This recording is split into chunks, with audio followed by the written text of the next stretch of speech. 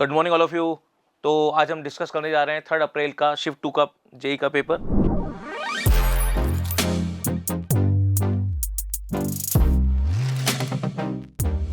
Question number 1। Question number 1 क्या है? Each of the angle L beta and gamma, दो angle की बात हो रही है। कौन सा angle? That a given line makes with the positive y and z axis respectively is half of the angle that this line makes with the positive x axis. That mean जो line है 3D के अंदर y और z axis से जो angle form करती है वो x एक्सिस से जो एंगल फॉर्म करेगी उसका हाफ है। दैट मीन्स जो रिलेशन हमें दे रखा है, हम सपोज कर लेते हैं कि जो x से एंगल है वो अल्फा है। सपोज x से जो एंगल है वो अल्फा है हमारे पास। तो अल्फा, अगर वो अल्फा है तो बीटा और गामा जो अपन को दे रखे हैं ये क्या हो जाएंगे? ये हो जाएंगे दोनों अल्फा बाई 2 के इक्वल। ये रिलेशन आ जाएगा। और जब ये रिलेशन आ गया अपने पास तो हमारे पास एक डायरेक्टली रिजल्ट होता है कि अगर अल्फा बीटा गामा ये एंगल्स हैं उस लाइन से x axis y axis z axis के साथ फॉर्म जो एंगल हो रहे हैं वो हैं, तो ये रिलेशन होता था अपने पास cos square alpha plus cos square beta plus cos square gamma is equal to 1। ये कोसाइन जो होती है इनकी, उनके स्क्वायर का सम 1 होता है। अब बस हमें सॉल्व करना है क्योंकि हमें पता है कि बीटा गामा दोनों का वैल्यू क्या है? Alpha by 2। तो जब इसमें वैल्यू रखोगे आप तो cos square alpha plus cos square alpha by 2 plus cos square alpha by 2 is equal to 1। ठीक है, तो अब हमारे पास ये हो गया ये 2 कॉस स्क्वायर अल्फा बाई 2। तो इसको अपन ऐसे लिखते हैं cos square alpha 2 cos square alpha by 2, और ये जो 1 है इसको भी इधर लेके आ जाओ। तो आप देख पा रहे हैं एक आइडेंटिटी होती है हमारे पास 2 कॉस स्क्वायर थीटा माइनस 1, वो होता है कॉस 2 थीटा। यहाँ है 2 cos square alpha by 2 minus 1, तो ये क्या बन गया? एंगल डबल हो जाएगा। अल्फा बाई 2 का डबल जो होगा वो अल्फा होगा। दैट मीन्स हमारे पास जो वैल्यू बनेगी यहाँ से, तो देखो ये बनेगा हमारे पास cos square alpha plus cos alpha is equal to 0। तो ये आ गया अपने पास यहाँ से कॉस अल्फा कॉमन, अंदर बचेगा cos alpha plus 1 equal to 0। तो कॉस अल्फा के दो वैल्यू मिले हमें, एक तो मिला हमें 0 और एक मिला -1। ठीक है, तो इधर से अल्फा का वैल्यू क्या मिलता है हमें? पाई बाई 2, और इधर से अल्फा का वैल्यू मिला पाई। अब हमें पता है कि जो बीटा है या गामा है उनके वैल्यू क्या थे? अल्फा बाई 2 के इक्वल। दैट मीन्स अगर हम बीटा की बात करें यहाँ तो बीटा के कॉरस्पॉन्डिंग वैल्यू क्या होंगे? पाई बाई 4, और इधर से पाई बाई 2। ये दो वैल्यूज मिले बीटा के। हमें बोला क्या गया है? Then the sum of all possible values of the angle beta. Beta के दो पॉसिबल वैल्यूज आए अपने पास, तो सम ऑफ एंगल्स कितना, सम ऑफ वैल्यूज ऑफ बीटा कितना हो गया?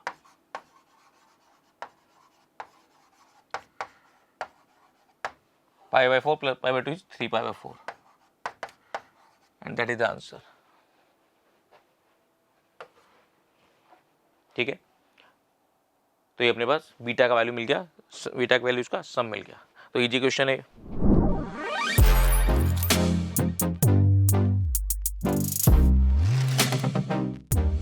तो भी सेकंड क्वेश्चन में क्या दे रखा है? एक इक्वेशन ऑफ लाइन है हमारे पास। एक्चुअली उसका इक्वेशन अगर आप देखोगे तो वो क्या है? Family of lines.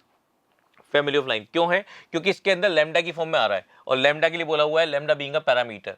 और सारी लाइंस इस इक्वेशन से जो लाइन रिप्रेजेंट हो रही हैं वो सब एक फिक्स पॉइंट से पास होती हैं, और ऐसा होता भी है। अगर हम लैम्डा की फॉर्म में इक्वेशन लिखते हैं L1 प्लस लैम्डा L2, तो उसमें जो लाइन है वो सारी L1 L2 के इंटरसेक्शन पॉइंट से पास होती है, कॉमन पॉइंट से। ठीक, उसके बाद बोला है कि one of the line L, मतलब इनमें से कोई एक लाइन L है that is farthest from the origin, जो ओरिजिन से मैक्सिमम डिस्टेंस पर है। अब इसके लिए कॉन्सेप्ट क्या होता है कि हमारे पास दोनों लाइन दे रखी हैं, हमारे पास दोनों लाइन दे रखी हैं। तो अब देखिए जरा, मैं इक्वेशन को लिख रहा हूं पहले तो, कि इक्वेशन क्या है? x into 3 lambda plus 1 y into 7 lambda plus 2। तो मैं लैम्डा वाला टर्म लिख रहा हूं, तो लैम्डा में कौन आ रहा है? 3 लैम्डा है, तो ये 3 से मल्टीप्लाई हो गया 3x हो गया, प्लस इधर लैम्डा वाला हो गया 7y, और इधर लैम्डा वाला कौन है? -17।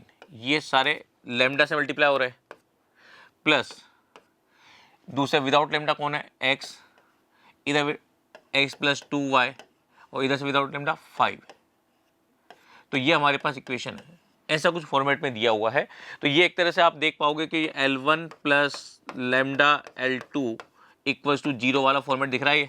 और जब भी ऐसा फॉर्मेट आता है इसका मतलब ये लाइन, ये वाला जो लाइन गिवन लाइन है वो इसके और इसके इंटरसेक्शन से पास होता है। तो हमें ये सॉल्व कर लेना है, तो हम इसको सॉल्व करेंगे। तो आपको दिख रहा है कि L1 तो ये है, L2 ये है, तो इसको सॉल्व करने के लिए इसको 3 से मल्टीप्लाई कर देता हूँ मैं। तो इसको तो डायरेक्ट लिखें 3x प्लस 7y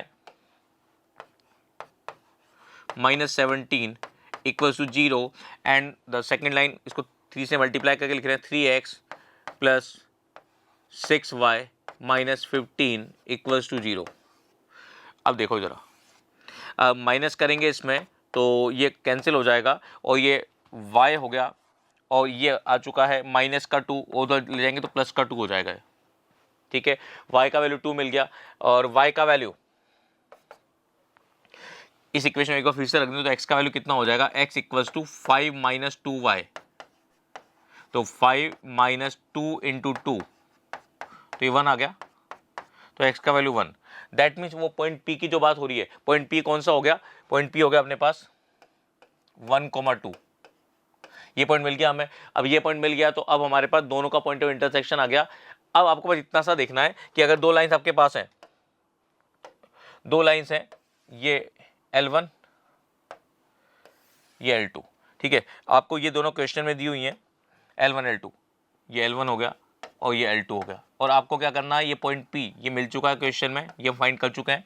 और अब इस पॉइंट P से जाने वाली एक लाइन ऐसी फाइंड करनी है जो ओरिजिन से मैक्सिमम डिस्टेंस पर हो। ऐसा कब होगा, दैट मीन्स जो लाइन अब हमें चाहिए वो ऐसी होनी चाहिए कि वो ओरिजिन के परपेंडिकुलर हो, ओरिजिन से जाने वाली लाइन के परपेंडिकुलर। कैसे, उसके लिए अगर मैं एक लाइन बना लेता हूँ इधर, सपोज ये कोई लाइन है इधर से,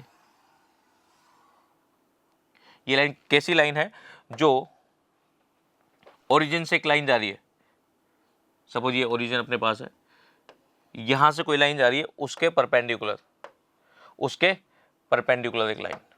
देखिए जरा,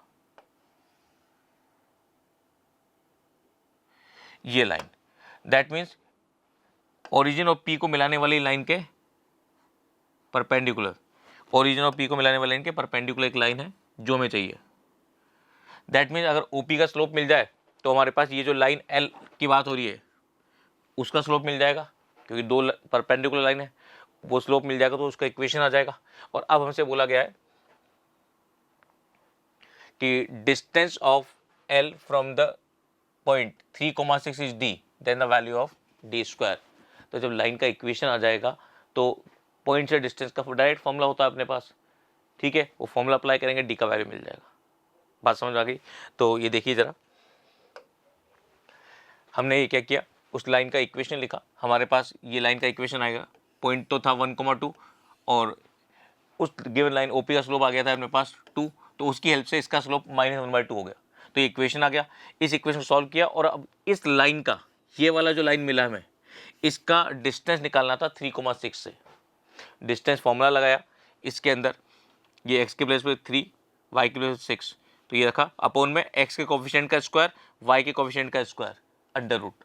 तो ये जो डिस्टेंस d मिला हमें, ये मिला 2√5, स्क्वायर करोगे तो d स्क्वायर इक्वल्स टू 20, ये अपना आंसर हो जाएगा।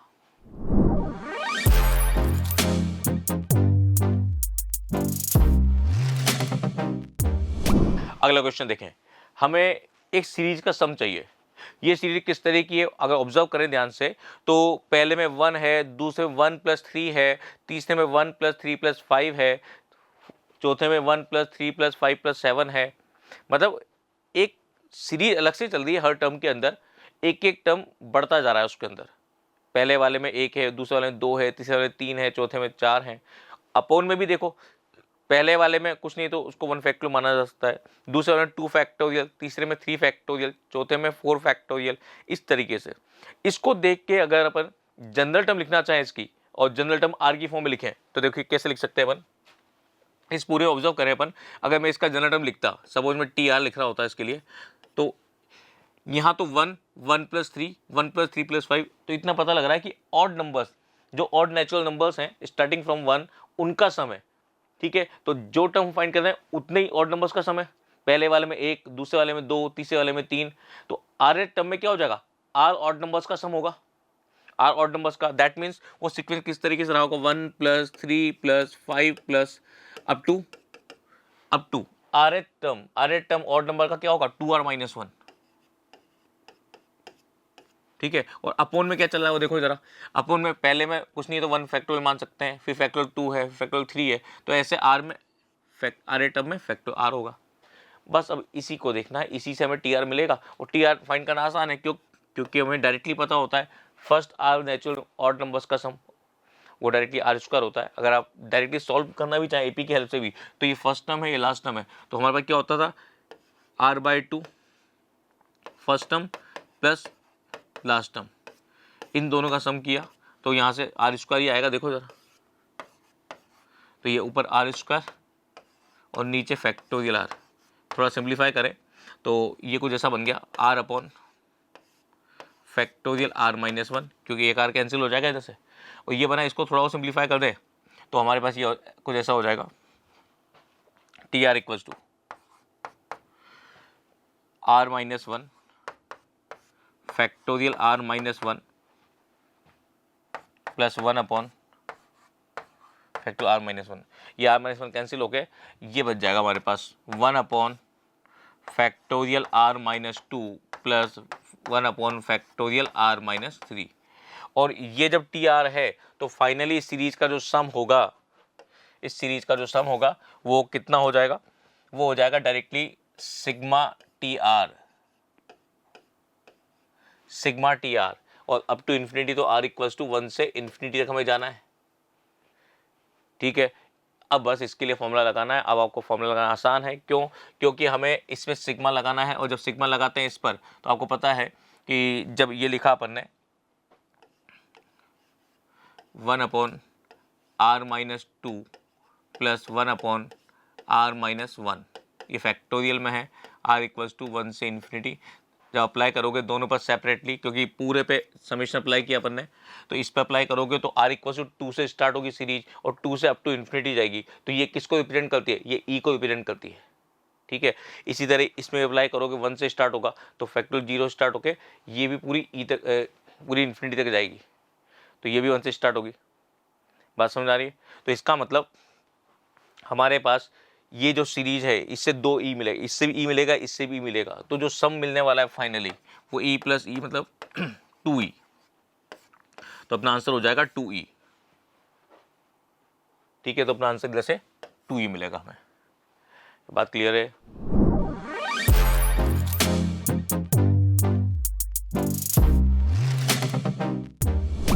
अगला क्वेश्चन देखिए, अगला क्वेश्चन क्या बोलता है, line L1 of slope 2 and line L2 slope 1/2, दो लाइन की बात हो रही है L1 L2, एक का स्लोप 2 एक का 1/2 है, दोनों ओरिजिन पे इंटरसेक्ट करते हैं, और इन द फर्स्ट क्वाड्रेंट, मतलब फर्स्ट क्वाड्रेंट के अंदर दो लाइन अपन को जो दे रखी हैं, उन दोनों लाइन पर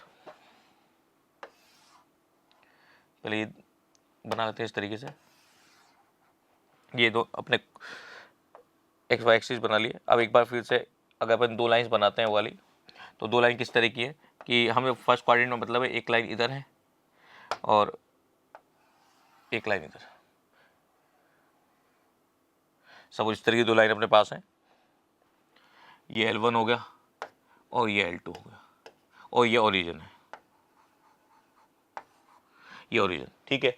अब क्वेश्चन में बोला क्या गया है कि in the first quadrant P1 P2 up to P12 are 12 points on the line L1, इस L1 पर टोटल 12 पॉइंट्स हमें कंसीडर करने हैं P1 से लेके P12 तक, दैट मीन्स ये हमारे पास ये पॉइंट मिल गए हमें P1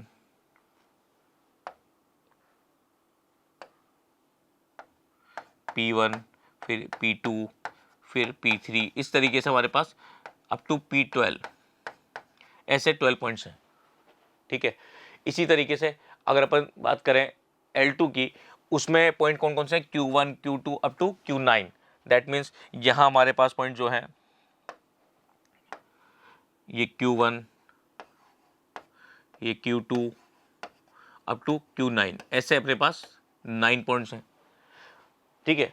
अब हमसे बोला गया है क्वेश्चन में कि then the total number of triangles that can be formed having vertices at 3 of the 22 points. कौन कौन से 22 पॉइंट? देखो 12 तो ये पॉइंट बने थे हमारे पास, 9 ये हो गए, 12 और 9 21 पॉइंट ये हो गए, और एक ओरिजिन को भी शामिल कर दिया, टोटल हो गए 22 पॉइंट्स।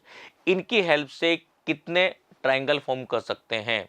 तो यहाँ लॉजिक क्या रहेगा अपना कि हम ट्राइंगल फॉर्म करेंगे तो ये तो कंफर्म है किसी एक लाइन पर 3 पॉइंट नहीं ले पाएंगे, क्योंकि अगर कोलिनियर पॉइंट्स है तो ट्राइंगल तो वो नहीं बनाएंगे। ठीक है, तो इसीलिए अपन क्या करते हैं, थोड़ा सा दिमाग लगाएंगे कि ये जो L1 लाइन है इसमें जो P1 से P12 तक 12 पॉइंट्स हैं, उनमें से कोई से 2 पॉइंट कंसीडर करो। तो उसको लेने का तरीका क्या होगा? 12C2, उनका तरीका होगा 12C2। At the same time वो जो दूसरी लाइन है उसमें से कोई एक पॉइंट मिल जाए, क्योंकि 2 पॉइंट यहां मिल गए, 1 पॉइंट वहां मिल जाए, तो 9 में से कोई एक पॉइंट 12C2 एंड 9C1, इसलिए मल्टीप्लाई हुआ। अब दूसरा पॉसिबिलिटी क्या बनता है कि हो सकता है हमने इन 12 में से कोई एक पॉइंट लिया होता एंड उन 9 में से 2 पॉइंट ले लिए होते। ऐसा भी तो पॉसिबिलिटी है कि 9 में से 2 ले लिया और 12 में से एक ले लिया, इन 12 में जो नीचे वाले दिख रहे हैं इनमें से एक ले लिया, इनमें से 2 ले लिए। या फिर अब तीसरा पॉसिबिलिटी क्या बनता है, अभी तक हमने ओरिजिन कंसिडर नहीं किया। ओरिजिन कंसिडर क्यों नहीं किया? क्योंकि ये दोनों लाइन पर है, इसको अगर लेते हुए अब ये 2 पॉइंट भी ले लोगे वो तो कोलिनियर हो गए। पर अब हम क्या दिमाग लगा रहे हैं कि इस ओरिजिन को फिक्स करते हैं कि इसको तो लेना है, साथ ही साथ हम वो जो 12 पॉइंट है वहां से एक पॉइंट ले लेते हैं एंड वो जो 9 पॉइंट है उनमें से एक पॉइंट ले लेते हैं। बस इतना ही तो काम करना है, इसके अलावा कोई तरीका ही नहीं है हमारे पास ट्रायंगल बनाने का। तो जो पॉसिबिलिटीज है वो ये है। ठीक है, बस इनको सॉल्व करना है आपको, इनको सॉल्व करोगे आपका आंसर आ जाएगा। ठीक है, तो इसका आंसर था 1134। आप देख सकते हैं, ये देखिए जरा, इनको जब सॉल्व किया इनकी वैल्यू जो मिली तो उसकी यहाँ पे फाइनल आंसर मिल गया 1134। ठीक है, इजी क्वेश्चन था ये।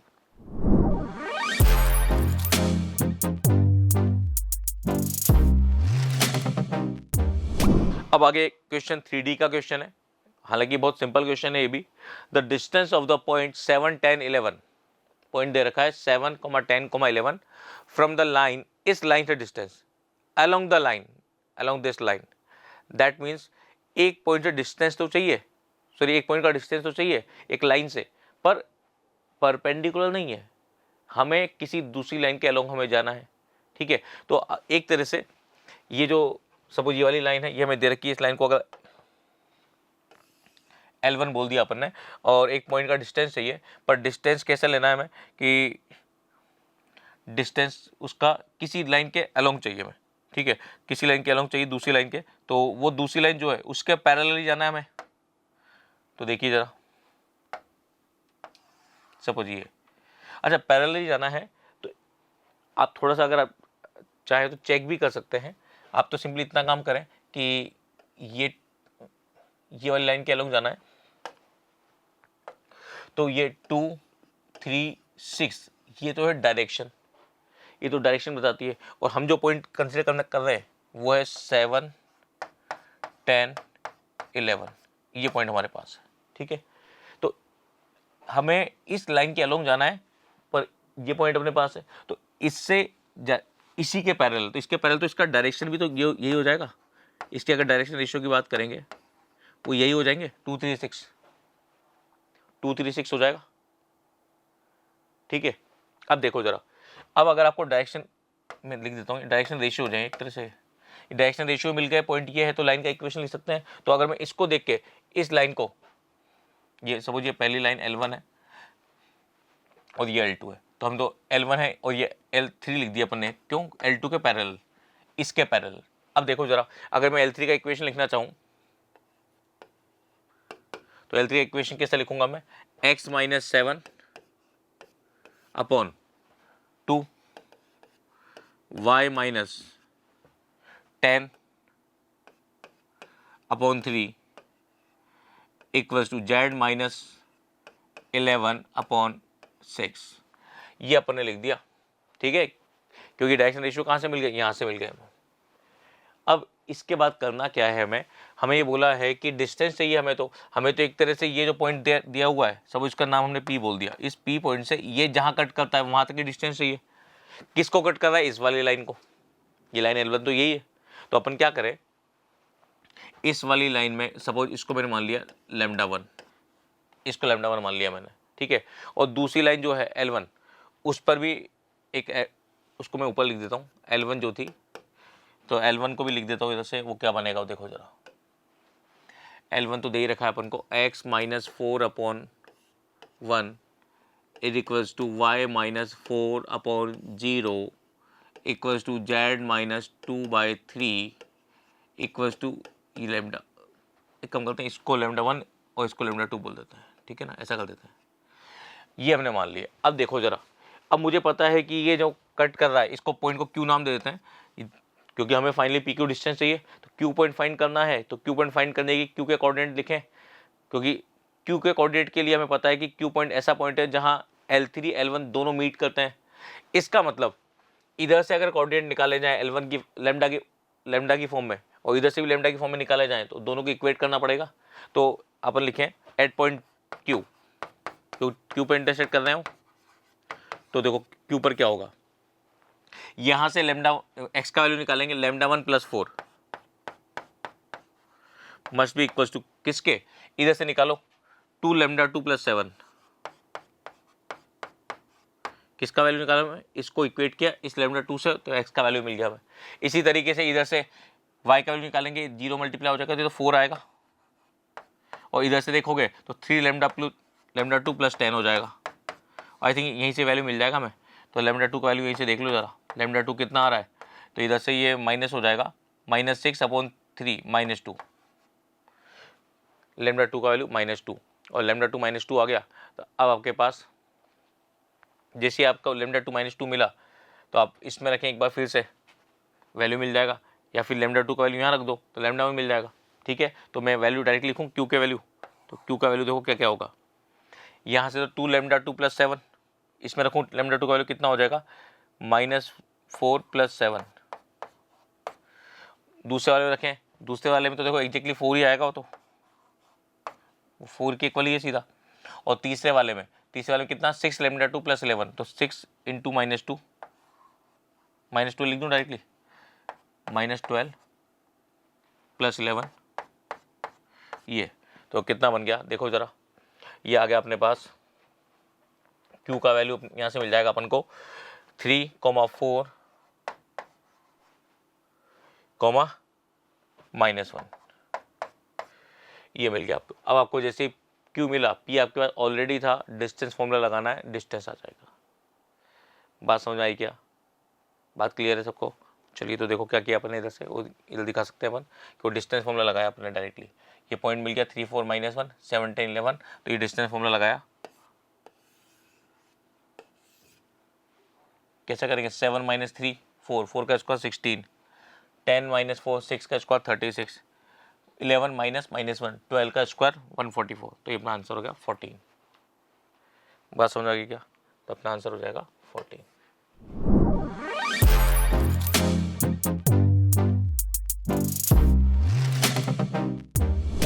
नेक्स्ट क्वेश्चन फंक्शन का क्वेश्चन है। फंक्शन में हमें दे रखा है एक फंक्शनल इक्वेशन। फंक्शनल इक्वेशन के अंदर एक तो दे रखा है f(x) और एक दे रखा है f(24/x). तो मतलब सेपरेटली फंक्शन तो नहीं है, फंक्शनल इक्वेशन की फॉर्म में है, और उसके बिहाफ पे हमसे f3 + f8 का वैल्यू पूछा है। तो ऐसे क्वेश्चन में डायरेक्टली क्या करते हैं अपन, जनरली दो इक्वेशन दे रखी है, तो एक बार x = 3 डाल दो इसके अंदर, तो इससे क्या बन जाएगा, f3 + 3f। जैसे इसमें 3 डालोगे तो यहाँ 8 बन गया हो, और इधर भी 3 डालेंगे तो इधर 12 हो गया, क्योंकि आपने x = 3 डाला है पूरे इक्वेशन में।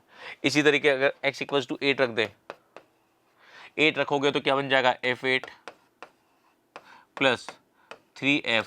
अब जैसे इसमें 8 रखोगे तो कितना हो जाएगा, 3 टाइम तो f3 = इसमें 8 रखोगे तो 32। अब आपके पास दो इक्वेशन आ चुकी हैं। अब आपको इन दोनों में अननोन दिख रहे हैं f3 f8। जब इन दोनों को सॉल्व करोगे तो f3 f8 का वैल्यू मिलेगा, वो आप इसमें रखोगे, इसमें रखोगे तो अपना आंसर आ जाएगा। बात समझ आ गई? दो लीनियर इक्वेशन को सॉल्व करना आसान है। जैसे एक्स वाई में लीनियर इक्वेशन सॉल्व करते हैं, या F3 F8 में 2 इक्वेशन है, इनको सॉल्व करोगे तो देखो ये करेंगे अपन सिंपली, ये इक्वेशन आई, उनकी हेल्प से हमारे पास ये वैल्यू मिल गया डायरेक्टली, दोनों को ऐड कर दिया अपन ने। क्यों कर दिया ऐड? क्यों? देखो ये 3F8, ये F8 4 हो गया, और F3 और यहाँ 3 आएगा, ठीक है ना। ये तो ये 3F3 और F3 तो कितना हो जाएगा 4F3, तो दोनों इक्वेशन ऐड करते ही 4 इंटू F3 प्लस F8 का वैल्यू 44, F3 प्लस F8 का वैल्यू 11, ये आंसर हो जाएगा अपना, ठीक है। तो आई थिंक ये वाला भी इजी क्वेश्चन था।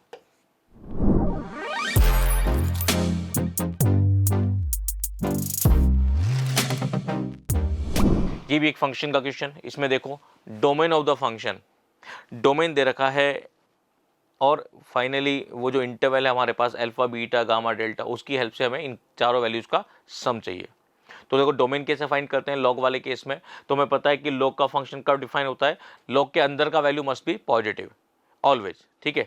तो हमारे पास दो कंडीशन है यहाँ, देखो एक तो लॉग ये दिख रहा है बाहर, जो इनिशियली में दिखा है लॉग टू द बेस 7, ये पूरा वैल्यू मस्ट बी पॉजिटिव। तो एक बात तो आप ये लगाओगे कि 1 minus log to the base 4 x square minus 9x plus 18 must be positive. एक तो ये कंडीशन लगा दी अपन ने, किसके लिए? बाहर वाले लॉग के लिए। एक अंदर वाला जो लॉग है इंटरसेक्शन, उसका भी तो, उसके लिए भी तो अंदर का वैल्यू पॉजिटिव होना जरूरी है। तो यहाँ से जब अप्लाई करोगे आप x square minus 9x plus 18 must be positive, ये भी पॉजिटिव होना चाहिए। अब एक एक करके दोनों कंडीशन सॉल्व करें और उन दोनों का कॉमन निकालेंगे, that would be the domain of the function. Okay, तो यहाँ से स्टार्ट करें, तो यहाँ देखो जरा, ये जो लॉग वाला वैल्यू इसको उधर शिफ्ट करें तो उधर जाकर पॉजिटिव हो जाएगा। तो ये बन गया अपने पास log to the base 4 x square minus 9x plus 18, और ये लेस देन हो जाएगा 1, ठीक है। और ये 1 से लेस देन हो गया, तो अब इस लॉग को हटाएंगे, 4 की पावर में लगाएंगे, 4 की पावर में लगाओगे तो क्या बनेगा अपने पास x square minus 9x plus 18 less than, ये 4 हो जाएगा क्योंकि 4 की पावर में लगाया हमने। तो अब हमारे पास बन जाएगा x square minus 9x plus 14 less than 0। तो ये हमारे पास हो गया, इसको क्वाड्रेटिक है, मिडिल टर्म को स्प्लिट करके सॉल्व कर सकते हैं। तो 7 इंटू 2, तो यहाँ से जब सॉल्व करोगे आप x square minus 7x minus 2x plus 14 less than 0, तो ये हो जाएगा अपने पास इधर से।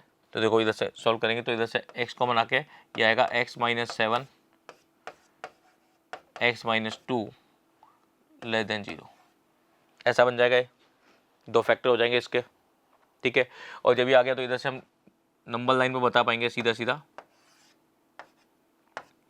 2 and 7 plus minus plus less than चाहिए तो 2 to 7, तो यहाँ से मिल गया x बिलोंग्स टू 2 to 7, ये हमें मिल चुका है, ठीक। अब बात करते हैं दूसरे वाली कंडीशन की। दूसरी कंडीशन की बात करेंगे तो देखो जरा, इसको सॉल्व करेंगे, इसमें भी एक बार फिर से मिडिल टर्म को स्प्लिट करें 6 and 3, तो x square minus 6x minus 3x plus 18 greater than 0, x common x minus 6 minus 3 common x minus 6 greater than 0। तो इधर से हमें दो फैक्टर मिल गए x minus 6 and x minus 3, और जब ये मिल गया तो नंबर लाइन जब डालोगे तो क्या मिलेगा, x बिलोंग्स टू, मैं लिख दूँ डायरेक्टली, माइनस इन्फिनिटी से 3 यूनियन 6 टू इन्फिनिटी। अब आपके पास दो कंडीशन आ चुकी है, आपके पास दो कंडीशन है, एक तो ये वाला कंडीशन, एक वो वाला। इसको अगर फर्स्ट कंडीशन बोल दिया अपन ने, इसको सेकंड बोल दिया, तो इन दोनों का कॉमन ही तो लेना है। और जैसे आप कॉमन लोगे फर्स्ट और सेकंड से तो क्या आ जाएगा, तो फर्स्ट एंड सेकंड दोनों की बात कर रहे हैं अपन, दोनों से कॉमन ले रहे हैं, तो इससे क्या कॉमन मिलेगा अपन को, वो देखिए जरा। तो यहाँ से 2 to 7 है, और ये माइनस इन्फिनिटी से 3, तो कॉमन क्या आएगा 2 से 3 यूनियन, आगे वो बोल रहा है 6 टू इन्फिनिटी, तो ये 6 से 7 तक ही जाएगा। तो एक तरह से जो इंटरवल हमें मिला उसकी हेल्प से अल्फा बीटा गामा डेल्टा सब मिल गया हमें, और सब मिल गया तो हमारे पास ये देखो इनका सम ही तो चाहिए, तो अल्फा ये हो गया, बीटा ये हो गया, गामा ये हो गया, डेल्टा ये हो गया, इनका सम करो जरा, 3 2 5 5 6 11 11 7 18, दैट मीन आंसर इज 18। ठीक है, तो ये भी एक सिंपल बेसिक क्वेश्चन था।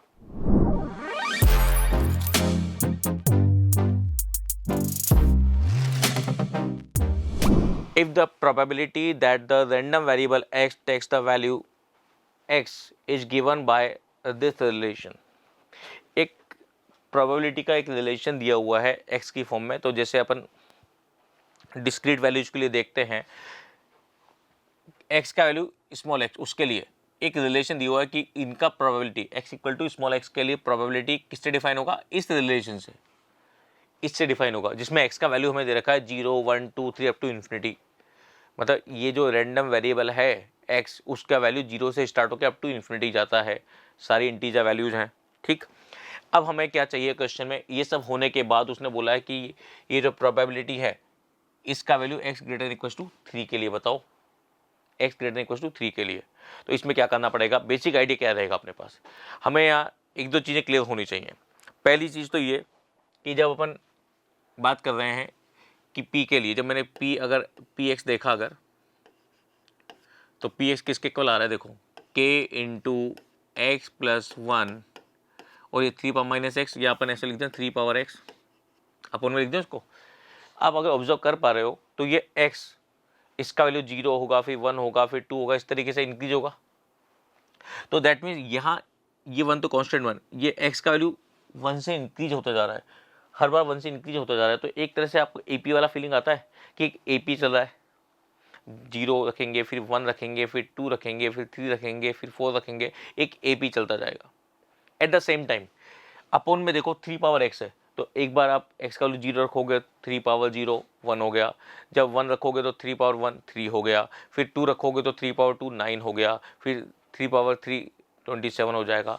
तो एक तरह से अपोन में 1/3 1/9 1/27, तो एक GP चल रहा है। इसका मतलब इस टर्म में अगर देखें, ये एक तरह जनरल टर्म लिखी हुई है x की फॉर्म में, इस टर्म के अंदर अगर अपन x का वैल्यू रखते जाएंगे तो एक ऐसा सीक्वेंस मिलने वाला है जिसमें ये वाले टर्म जो है ये तो AP फॉर्म कर रहे हैं, एट द सेम टाइम इसके मल्टीप्लाई में ये वाले टर्म GP फॉर्म करेंगे। ये बात समझ में आ रही है क्या? ठीक है, इसका मतलब अगर एक ही सीक्वेंस में AP भी है और GP भी है, हर टर्म के अंदर एक टर्म AP से आ रहा है, एक टर्म GP से आ रहा है, उन दोनों का प्रोडक्ट है। दैट मीन्स जो सीक्वेंस हमें मिला वो कौन सा है, AGP। और AGP वाले केस में आपको पता है कि अगर इनफाइनाइट टर्म्स तक की बात करें, उनके सम का डायरेक्टली फॉर्मूला होता है हमारे पास।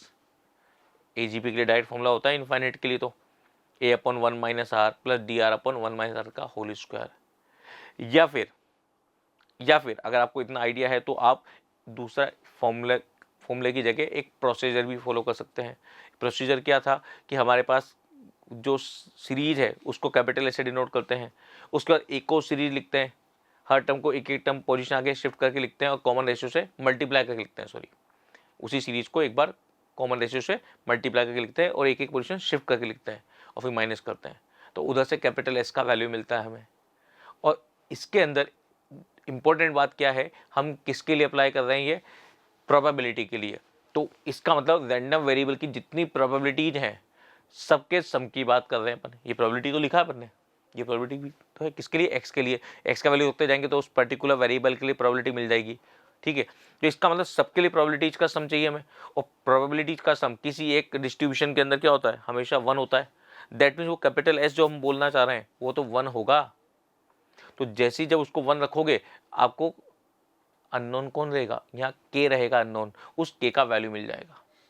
जब K का वैल्यू मिल जाएगा, इसका मतलब अब आपको जैसे ही K का वैल्यू मिला तब तो आसान काम हो गया। X का वैल्यू रखते ही एक वैल्यू मिल गई आपको, ये तो x इक्वल टू 0 रखोगे तो भी एक वैल्यू मिलेगा, x इक्वल टू 1 रखोगे तो भी एक वैल्यू मिलेगा, 2 रखोगे तो भी एक वैल्यू मिलेगा। इस तरीके से आपको वैल्यूज मिलती जाएंगी।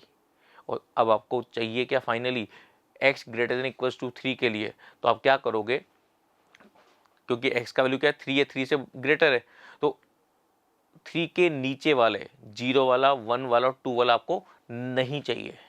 तो आप क्या करोगे, टोटल प्रोबेबिलिटीज का जो सम आया था वो 1 आया था अपने पास, उसमें से माइनस कर देंगे कि x इक्वल टू 0 के लिए प्रोबेबिलिटी कितनी है, x इक्वल टू 1 के लिए कितनी है, x इक्वल टू 2 के लिए कितनी है, उन तीनों का सम माइनस करेंगे। तो जो मिलेगा मैं, that would be the final answer. बात समझ में आई क्या? अब देखो जरा इसको अपन देखते हैं कैसे किया अपन ने। देखिए सबसे पहले तो अपन ने उस सीरीज बनाई, मैंने आपको बता दिया x का वैल्यू 0 रखा तो यहाँ k बच गया, 1 रखा तो यहाँ 2 आ गया, 2 रखा तो यहाँ 3 आ गया, at the same time upon में 3 पावर 0, 3 पावर 1, 3 पावर 2 इस तरीके चल रहा है। अब मैंने क्या किया, कॉमन रेशियो ये पता कर लिया 1/3 है, 1/3 से मल्टीप्लाई किया और एक एक टर्म शिफ्ट करके लिखा। तो अब क्या होगा, ये जो लिखा हुआ है तो इसमें से जब माइनस करेंगे इसको तो s माइनस s/3 ये बन गया, और इधर कौन बचेगा, देखो k अपॉन 3 पावर 0 ये वास्तव में 1 था, तो इसके अपॉन में तो कुछ था नहीं, क्योंकि अपन ने वास्तव में जो लिखा हुआ है ये कुछ इस तरीके से लिखा होगा। मैं एक बार फिर से लिख के बताता हूँ आपको कि ये तो लिखा ही था s इक्वल्स टू k, क्योंकि 3 पावर 0 1 होता है, फिर 2k/3, फिर 3k/9 ऐसे लिख दिया सपोज। और इसके अपॉन में कैसे लिखा वो देख लो जरा, s/3 इक्वल्स टू ये जो k/3 ये वास्तव में यहाँ आएगा, एक एक पोजीशन शिफ्ट करके लिखना है। ये 2k/3 है, k/3 क्योंकि इसको इस k को 1/3 से मल्टीप्लाई किया, अब इसको 1/3 से मल्टीप्लाई करेंगे तो 2k/9 आएगा, और इस तरीके से चलेगा सीक्वेंस। अब माइनस किया तो क्या होगा, इसमें से इसको माइनस करेंगे तो 2s/3 बचेगा ये, ठीक है, ये 2s है, ठीक है 2s/3। और इधर कौन बचेगा, इधर देखो जरा, इधर हमारे पास जब आपने लिखा है k प्लस k/3 तो एक बार देख पा रहे हैं ध्यान से कि ये GP तो है, एक इनफाइनाइट GP है जिसका सम जिसका कॉमन रेशियो इज 1/3, तो उसका डायरेक्ट फॉर्मूला होता है a अपॉन 1 माइनस r। तो a upon 1 minus r that means is k upon 1 minus 1/3, तो दैट इज इक्वल्स टू कितना 2/3, तो ये 3k/2 हो गया, और ये किसके इक्वल था 2/3 के, क्यों, क्योंकि s का वैल्यू तो कितना 1 हो गया, वो आपको बता ही दिया, इसका सम कितना 1 ही आना था। तो यहाँ से आप जब मल्टीप्लाई करोगे तो k का वैल्यू कितना आ जाएगा, देखो जरा k का वैल्यू कितना हो गया 4/9, और जब जैसे ही आपको k का वैल्यू मिल गया आपका आधा काम को कंप्लीट हो चुका है।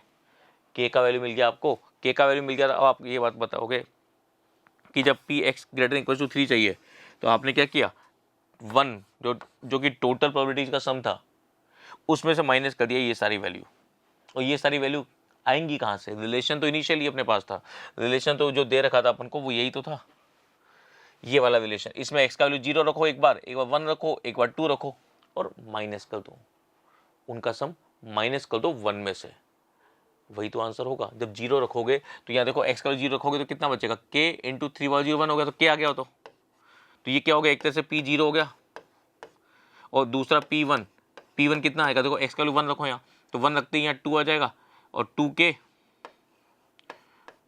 और यहाँ 1 रखते ही कितना हो जाएगा -1, तो 1/3। ऐसे ही p2 अगर रखोगे तो कितना हो जाएगा, देखो 2 यहाँ रखोगे 3, तो 3k, और अपॉन में 2 रखोगे कितना हो जाएगा 3²। ठीक है, अब इनका सम ही तो करना है, इन तीनों का सम माइनस करना है 1 में से, बस वही किया अपन ने। देखो जरा k प्लस 2k/3 3k/3², ये माइनस किया तो ये 1 माइनस 2k आया, तो फाइनली k का वैल्यू रखा तो आंसर इज 1/9। बात समझ में आई क्या, तो ये 1/9 is the final answer.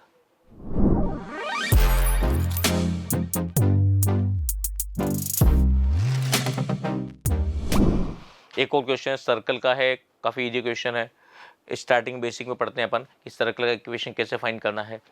4 point दे रखे हैं अपन को, 4 पॉइंट दे रखे हैं 4 6 -1 5 0 0 एंड k3 के। तो वैसे तो सर्कल का इक्वेशन निकालने के 3 पॉइंट सफिशिएंट होते हैं, तो हमें जो 3 नॉन वैल्यूज दिख रही हैं उसकी हेल्प से सर्कल का इक्वेशन फाइंड करेंगे।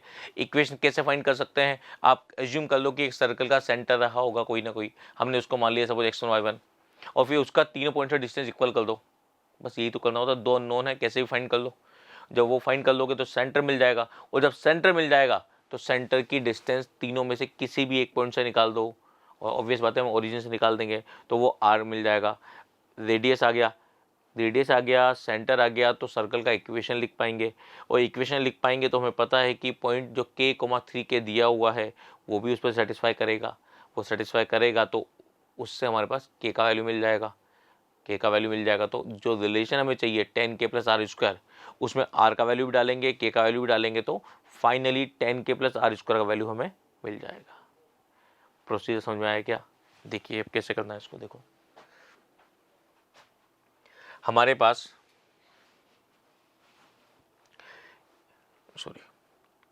ये पॉइंट है 4 6 -1 5 0 0। तो हमने क्या किया, सर्कल का इक्वेशन निकालना है। तो सर्कल इक्वेशन हमने क्या किया, मैं आपको थोड़ा सा आइडिया देता हूँ। ये सर्कल, इसमें 2 पॉइंट ये दे रखे हैं। सपोज हमने मान लिया 4,6 एंड -1,5 ये 2 पॉइंट, और तीसरा पॉइंट 0 0। ठीक है, एक ये। अब आपको बस इतना सा करना है कि इसका सेंटर फाइंड करने के लिए आपने क्या किया, इसके मिड पॉइंट से जाने वाला एक लाइन निकाला जो इस कोड के परपेंडिकुलर हो। तो वो परपेंडिकुलर लाइन, वो एक परपेंडिकुलर लाइन, ठीक है। और दूसरा लाइन निकाला जो इसके मिड पॉइंट से जाता हो और परपेंडिकुलर हो, तो एक दूसरा लाइन, ठीक है। तो ये 2 लाइन, इनका इंटरसेक्शन पॉइंट जो है वही सेंटर है। बस यही हमें चाहिए था, सेंटर मिल गया। अब तीनों से डिस्टेंस निकाला है किसी भी तरीके से। तो देखो जरा, यही काम किया गया। ये हमने इक्वेशन लिखा उनका, और फिर फाइनली इक्वेशन निकालने सॉल्व किया उनको सॉल्व करने से हमें ये जो इक्वेशन मिला, ये सर्कल का इक्वेशन मिल गया डायरेक्टली। इस सर्कल का इक्वेशन मिल गया हमें, और जब सर्कल का इक्वेशन मिल गया हमें, तो ये आर का वैल्यू ये मिला हमें, और इसी में सेटिस्फाई करवा दिया हमने k,3 के वाला। बात समझ आ रही है? k,3 के वाला सेटिस्फाई करवा दिया अपन ने, तो अपने पास ये आ जाएगा। तो फाइनली हमारे पास k का वैल्यू मिला। k का वैल्यू इसमें रखा क्योंकि आपको फाइनली 10k + r² चाहिए था, तो इसका वैल्यू हमें मिल जाएगा, तो 35। ये बात समझ में आ गई क्या? ठीक है, तो इस क्वेश्चन को मैं थोड़ा सा आपको और बता देता हूँ इस तरीके से।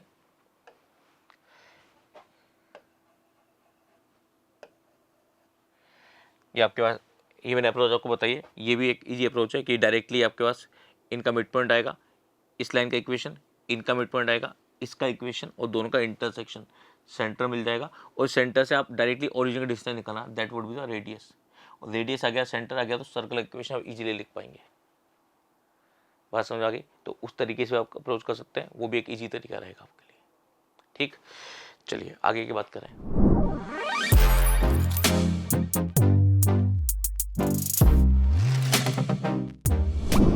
एक इक्वेशन हमें दे रखी है, उसमें बोला हुआ है कि उसके इक्वल रूट्स हैं, और उसके व्याप पे हमें बताना है कि ये जो पॉइंट है,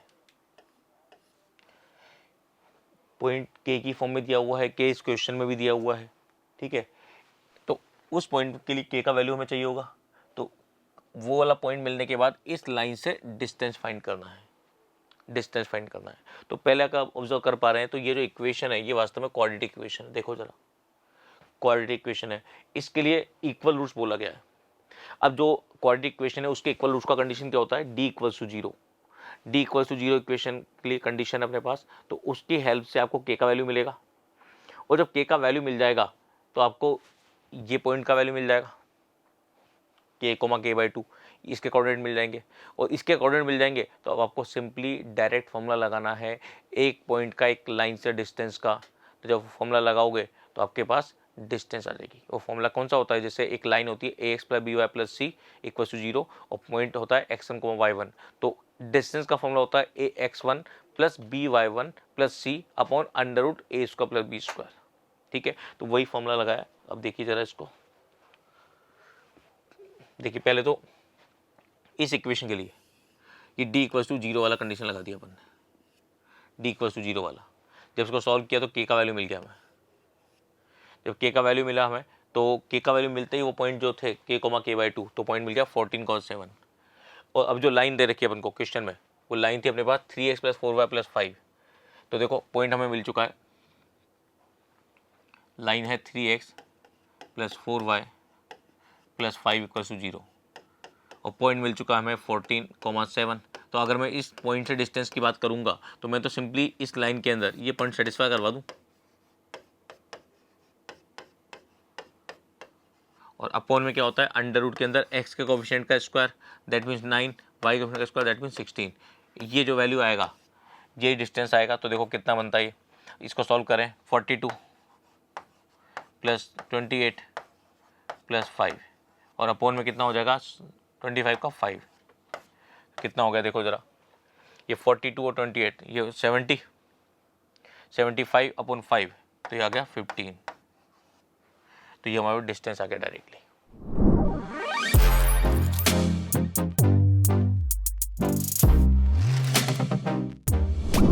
अगले क्वेश्चन क्या बोला है, let the mean and variance of the observations x1 x2 x3 x4 and x5।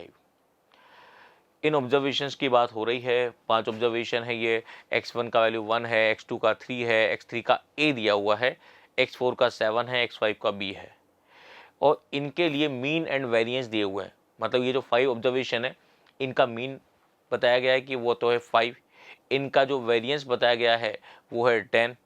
इनके बिहाफ पे अब इसने बताया कि the variance of the observation, नए ऑब्जर्वेशन डिफाइन किए किस फॉर्म में, n प्लस एक्स एन और n का वैल्यू 1 से लेके 5 तक है। ऑब्वियस बात है जब n का वैल्यू 1 रखोगे तो पहला वाला ऑब्जर्वेशन मिलेगा, 2 रखोगे तो दूसरा ऑब्जर्वेशन मिलेगा, 3 रखोगे तीसरा ऑब्जर्वेशन, ऐसे 5 ऑब्जर्वेशन नई वाली पोजीशन में अपन नई वाली कंडीशन में फाइंड करेंगे हम।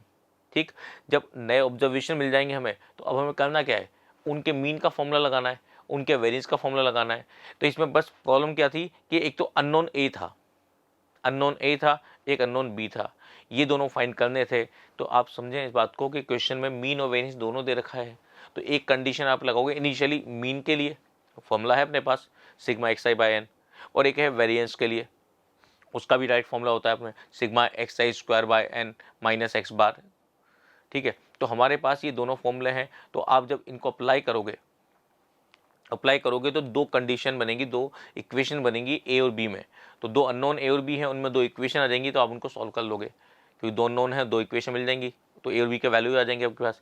और जब वैल्यू आ जाएंगे, अब पांचों ऑब्जर्वेशन आपको नोन हो गए और अब पांचों ऑब्जर्वेशन आपके पास हो गए, तो आप क्या करोगे, एक बार मीन निकाल लोगे डायरेक्टली नई वाली पोजीशन के अंदर और एक बार वेरिएंस निकाल दोगे, तो हमारा आंसर आ जाएगा। ठीक है, तो देखो जरा क्या किया अपन ने।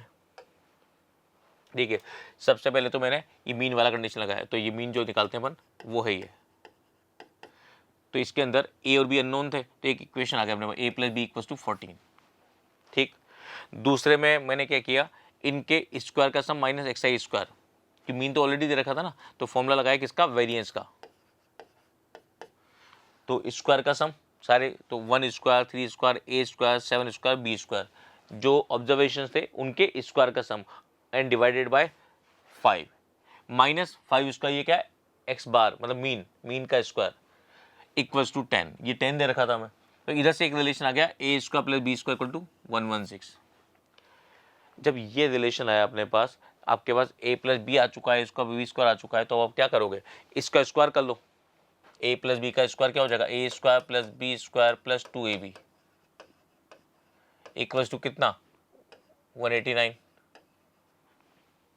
सॉरी 289।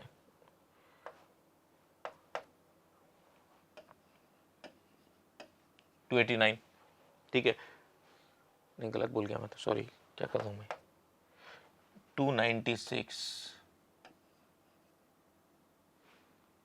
किसका स्क्वायर है, 14 का, बहुत बड़ी गड़बड़ होगी तो। ठीक है, ये आ जाएगा, 14 का स्क्वायर करना था एक्चुअली, मैं गड़बड़ कर रहा था। और ये हमें 116 दे रखा, तो मैं इसका वैल्यू रख सकता हूँ इधर से, 116 प्लस 2ab इक्वल टू 196। तो इधर से 2ab इक्वल टू कितना, 196 में से 116 माइनस करो, 196 में से 116 माइनस कर दो, कितना बन गया देखो जरा, 0880। तो ये 2ab का वैल्यू है, तो ab का वैल्यू कितना 40।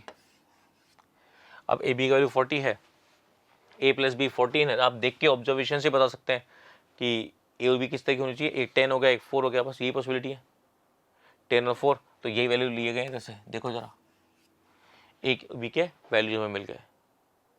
ठीक, अब देखो जरा नए ऑब्जर्वेशन आ गए अपने पास 10 और 4, तो हमने उनको अरेंज कर दिया, कौन कौन से, देखो 2 5, इसका ए आ रहा था, मतलब ये अपने पास जो ऑब्जर्वेशन मिला है उनके स्क्वायर किया अपन ने, सॉरी उसमें हमने n ऐड किया। तो देखो पहला वाला क्या था, हमारे पास ऑब्जर्वेशन जो थे, देखिए क्वेश्चन देखिए, ऑब्जर्वेशन जो थे हमें इस फॉर्म में लिखना है, n प्लस एक्स एन की फॉर्म में लिखना है, ठीक है। तो अब देखो जरा, n प्लस एक्स जब लिखोगे आप, तो अगर आप n का वैल्यू 1 रखते हो तो 1 प्लस x1, फिर 2 प्लस x2, फिर 3 प्लस x3, फिर 4 plus x4 and 5 plus x5, ऐसा कुछ आएगा, ऐसा कुछ आने वाला है। तो नए ऑब्जर्वेशन क्या बनने वाले हैं, x1 जो था इनिशियली 1 था तो 1 प्लस 1 2 हो गया, x2 दूसरा ऑब्जर्वेशन क्या था 3 था तो 3 प्लस 2 5 हो गया, फिर तीसरा ऑब्जर्वेशन x3, a का वैल्यू कितना लिया हमने 10, तो 10 प्लस 3 13, फिर अगला क्या है 4 प्लस x4 कितना 7 था तो 11, और फिर अगला क्या था 5 प्लस x5 कितना आया था अपने पास b कितना है 4 तो 9। ये अपने पास नए ऑब्जर्वेशन आ गए, और नए ऑब्जर्वेशन आ गए तो इनका मीन निकालना आसान हो गया हमारे लिए, इन सबका सम करो डिवाइड बाय 5 कर दो, तो जो न्यू मीन आएगा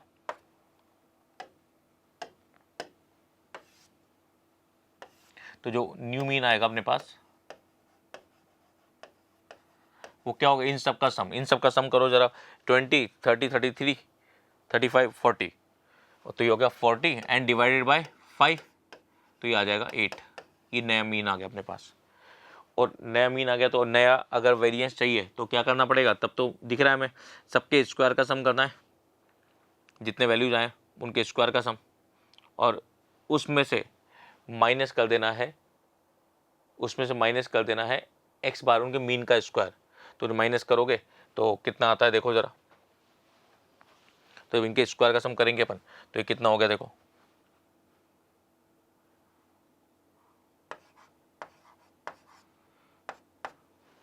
सबका स्क्वायर करेंगे अपन तो कितना आ गया देखो, ये आ जाएगा अपने पास 4 plus 25 plus 169 plus 121 plus 81, colour change कर लेते हैं इधर, 81 और हो गए सारे 1 2 3 4 5, और इसमें माइनस डिवाइड बाय n, और माइनस क्या करना है x बार का स्क्वायर 64, इसको सॉल्व कर लो कितना होता है देखो जरा, इनको ऐड करें अपन, कितना 169 121 170 190 290, और ये बन गया अपने पास 290 और 25, और यहाँ से 4 इसमें 85, तो मैं ऐड कर देता हूँ यहाँ से, कितना होगा 290 प्लस ये अपने पास 85 और 25, कितना हुआ 85 और 25 90 110 अपॉन 5, तो कितना बन रहा है देखो 400/5 माइनस 64, तो 400/5 जब करोगे तो कितना हो जाएगा, 5 से डिवाइड करें 400 को तो 80 माइनस 64 वो कितना आ जाएगा 16, तो अपना आंसर आ चुका है वो 16। तो अपना वेरिएंस का वैल्यू कितना हो जाएगा 16।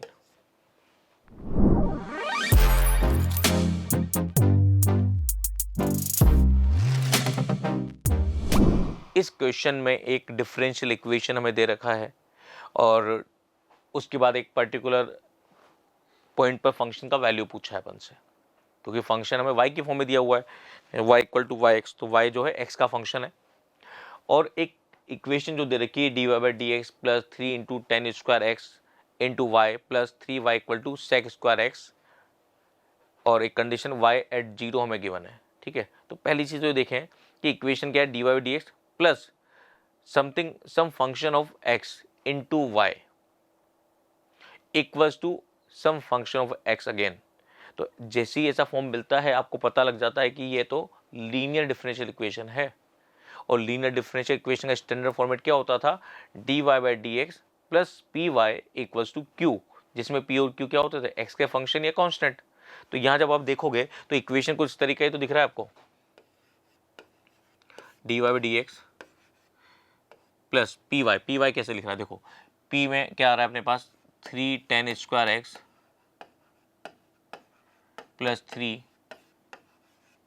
इंटू वाई, ये पूरा हो गया p y equals to q. Q कौन है? वो है सेक स्क्वायर एक्स।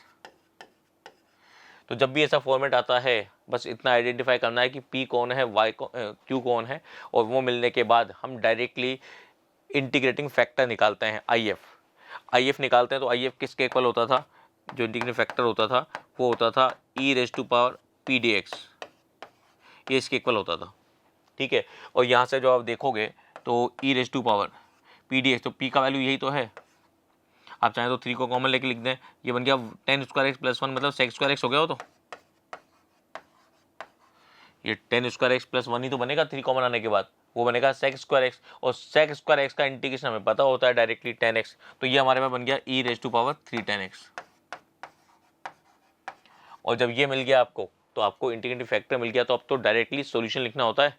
तो सॉल्यूशन जब लिखते हो आप तो कैसे लिखते हो? तो सॉल्यूशन ऐसे लिखा जाता है, मैं आपके सामने फॉर्मेट लिखता हूँ, y into I F equals to Q into I F into d x plus C, ऐसे लिखा जाता है।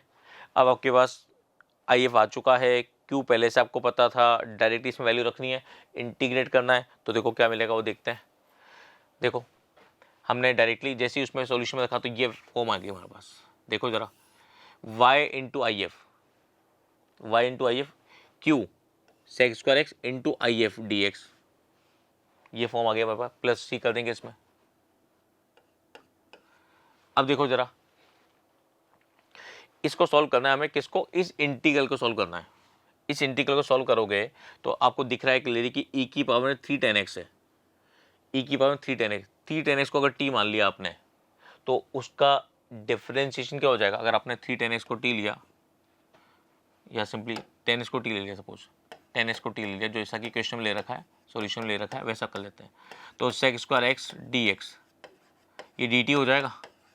और जब ये डी टी हो जाएगा तो आपके पास इंटीग्रेशन के अंदर क्या बनेगा? देखो जरा, ये डी टी हो चुका है, ई की पावर में 3t हो चुका है, और ये डी टी, तो इसको सिंप्लीफाई करोगे तो इसका सॉल्यूशन तो यही आएगा, ई की पावर 3t/3, यही तो आने वाला है इसका इंटीग्रेशन। और इंटीग्रेशन ये आने वाला है, तो आपने जो t को रखा था वो फिर से रख दो, तो इसका जो वैल्यू था e पावर 3 10x/3, वो ये रहा, ये वाला फॉर्म आ गया। अब इसके अंदर c का वैल्यू फाइंड करने के लिए क्वेश्चन में हमें वैल्यू दिया हुआ है, हमें दिया हुआ है कि पर्टिकुलर y का वैल्यू, जो y का वैल्यू है किस पर? 0 पर। 0 पर कितना है? 1/3 plus E cube, 1/3 plus E cube, तो रख दो इसके अंदर, x इक्वल टू 0 डाल दो इसके अंदर। जैसे x इक्वल टू 0 डालोगे ये खत्म, e पावर 0 1 हो गया, ये e पावर 0 1 हो गया, तो y इक्वल्स टू 1/3 प्लस सी, और y कितना दे रखा है? 1/3 प्लस ई क्यूब। तो यहाँ से जैसे कंपेयर करोगे आप तो c का वैल्यू मिल जाएगा ई क्यूब। और जब c का वैल्यू ई क्यूब आ गया आपके पास, अब आपको फंक्शन मिल चुका है। एक तरह से जो फंक्शन है वो ये आ चुका अपने पास। देखो फंक्शन क्या हो जाएगा, अगर इधर से अपन देखें, y into e power 3 10x equals to कितना? e power 3 10x by 3 plus C का वैल्यू कितना? ई क्यू मिला अपन को, सी को ई क्यू मिला, तो ये फंक्शन आ गया। अब इस फंक्शन में किसी भी पॉइंट पर वैल्यू फाइंड किया जा सकता है। तो पॉइंट हमें क्वेश्चन में किस पर बोला है? उसने जो वैल्यू हमसे फाइंड करवाया है वो करवाया π/4 पर, x इक्वल टू π/4 पर। तो रख दें π/4 रखो जरा इसके अंदर। तो जैसे ही π/4 रखोगे तो x की जगह π/4 रखा आपने, तो y का वैल्यू कितना हो गया? देखो e की पावर 10 π/3 10, तो ई क्यूब आ गया, तो इक्वल्स टू ई की पावर 10/1 हो जाएगा cube by 3 plus E cube. अब एक काम करें, ये दिख रहा है आपको क्लियरली कि ई क्यूब तो पूरे में कॉमन आके कट रहा है, तो y बचेगा, और ये कितना बच रहा है? 1 + 1/3, एक तरह से यही बचा, दैट मीन्स 4/3, तो ये आंसर हो जाएगा 4/3। तो हमारे पास जो कंडीशन थी उसके अकॉर्डिंग आंसर आ गया 4/3। ठीक है,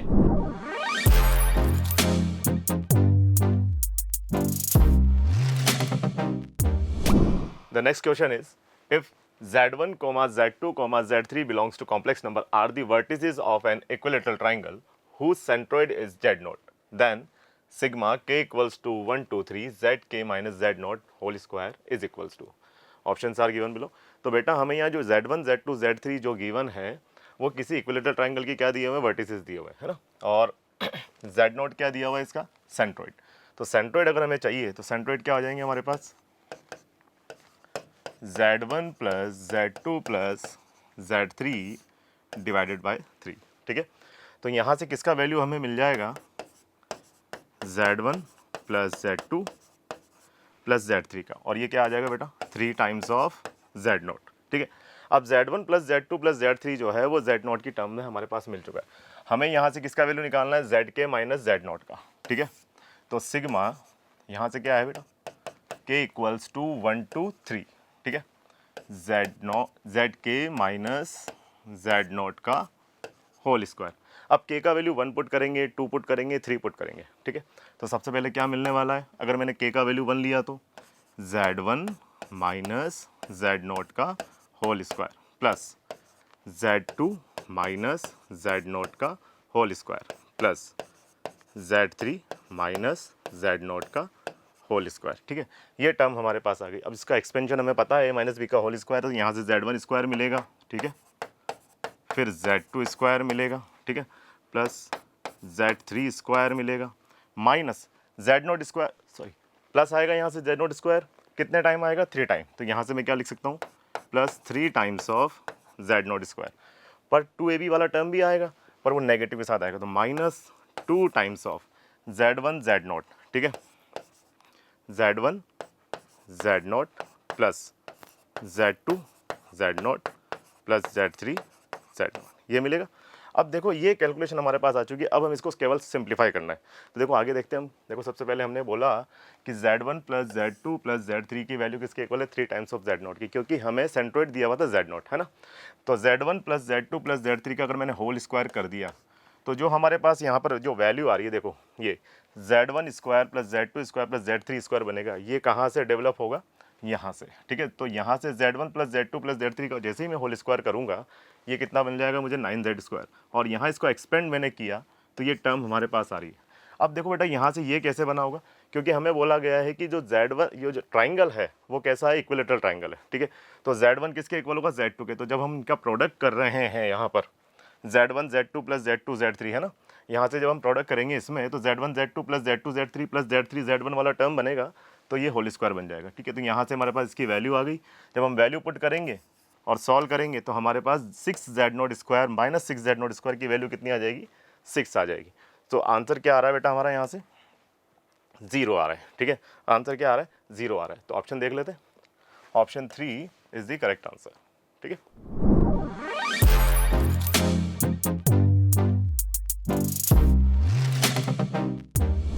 नेक्स्ट क्वेश्चन लेते हैं बेटा, है ना। देखो नेक्स्ट क्वेश्चन क्या है हमारा, the area of the region x, y such that mod of x minus y is less than equals to y is less than equals to 4 root x, ठीक है। ऑप्शंस हमें दिए हुए हैं, हमें एरिया इन दोनों कर्व से जो बाउंडेड एरिया है वो निकालना है बेटा। तो देखो यहाँ पर हमें कर्व क्या क्या मिलेंगे, देखो यहाँ से अगर मैं बात करूँ आपको कि mod of x minus y less than equals to क्या बेटा y, तो यहाँ से x माइनस वाई क्या आ जाएगा हमारे पास, माइनस वाई से y, ठीक है। तो यहाँ बेटा क्या मिल गया मुझे, x greater than equals to 0 और less than equals to 2y, ठीक है। एक करो तो ये मिल गया। सेकंड करो की अगर मैं बात करता हूँ तो यहाँ क्या दिया हुआ है, देखो मुझे y is less than equals to 4 root x। अगर हम स्क्वायरिंग करते हैं तो वाई स्क्वायर इक्वल 16x है, तो ये पैराबोला बन रहा है। तो सेमी पैराबोला अगर हम देखेंगे पॉजिटिव वाला पार्ट आएगा, क्योंकि x पॉजिटिव है ना, x कैसा होगा, पॉजिटिव। तो ये कर्व हमारे पास कुछ ऐसा आने वाला है। यहाँ से अगर हम देखें तो एक लाइन है y इक्वल्स टू x/2, ये लाइन कौन सी है बेटा, y इक्वल्स टू x/2, पर ये इसके अंदर वाला एरिया हमें चाहिए, है ना, ये वाला यहाँ ओरिजिन से पास हो रही होगी, तो ये रिक्वायर्ड एरिया हमें चाहिए। तो इसके लिए बेटा हमें ये इंटरसेक्शन पॉइंट चाहिए, है ना। तो इसके लिए हम क्या करेंगे, इन दोनों को सॉल्व करेंगे, ठीक है ना। तो y इक्वल्स टू क्या है बेटा, x/2, ठीक है। तो यहाँ से हमारे पास क्या आ जाएगा, इन दोनों को मैं सॉल्व कर रहा हूँ तो x/2 equals to 4 root x, ठीक है। तो यहाँ से अंडर रूट x की वैल्यू आ गई बेटा 8, तो x कितना आ जाएगा 64। तो जो रिक्वायर्ड एरिया है वो 0 टू ले कहाँ तक आ जाएगा, ये पॉइंट हमारे पास x कितना आ गया यहाँ से 64। तो upper curve minus lower curve कर देंगे। इसका मतलब अगर मैं अपर कर्व की बात कर रहा हूँ तो बेटा 4 रूट x, रिक्वायर्ड एरिया क्या आ जाएगा मेरे पास 4 रूट x माइनस x/2, ठीक है। कहाँ से कहाँ तक, 0 टू 64 dx। अब तो बस इंटीग्रेशन करना है, तो बेटा कैलकुलेटिव पार्ट हमने यहाँ सॉल्व किया हुआ है, देखते हैं, है ना। कैलकुलेटिव पार्ट क्या आ जाएगा यहाँ से, mod x minus y less than equals to y and y less than equals to 4√x, ये हमें दिया हुआ है, ये हमने सॉल्व कर लिया यहाँ से, ठीक है। ये पॉइंट हमारे पास आ चुका है, तो हमने इंटीग्रल जब किया 0 to 64 हो 4√x माइनस x/2, तो ये रूट एक्स का इंटीग्रेशन क्या होता है बेटा, x to the power n+1 upon n+1 से x टू द पावर 3/2 आ जाएगा अपॉन 3/2। तो यहाँ से इसको सॉल्व करेंगे तो ये कितना दे रहा है देखो हमें, 8/3 इंटू एक्स की पावर 3/2, ठीक है। और यहाँ से देखो 2 ऊपर जाएगा ना, तो 4 2 8 हो जाएगा, और ये x का क्या हो जाएगा x²/2, तो यहाँ से x²/4 बन रहा है। Upper limit minus lower limit करेंगे तो फाइनली आंसर हमारे पास क्या आ रहा है, 1024 डिवाइडेड बाई 3, 1024 डिवाइडेड बाई 3। तो ये बेटा कौन सा ऑप्शन है, देखो हमारा option 4 is the correct answer, ठीक है।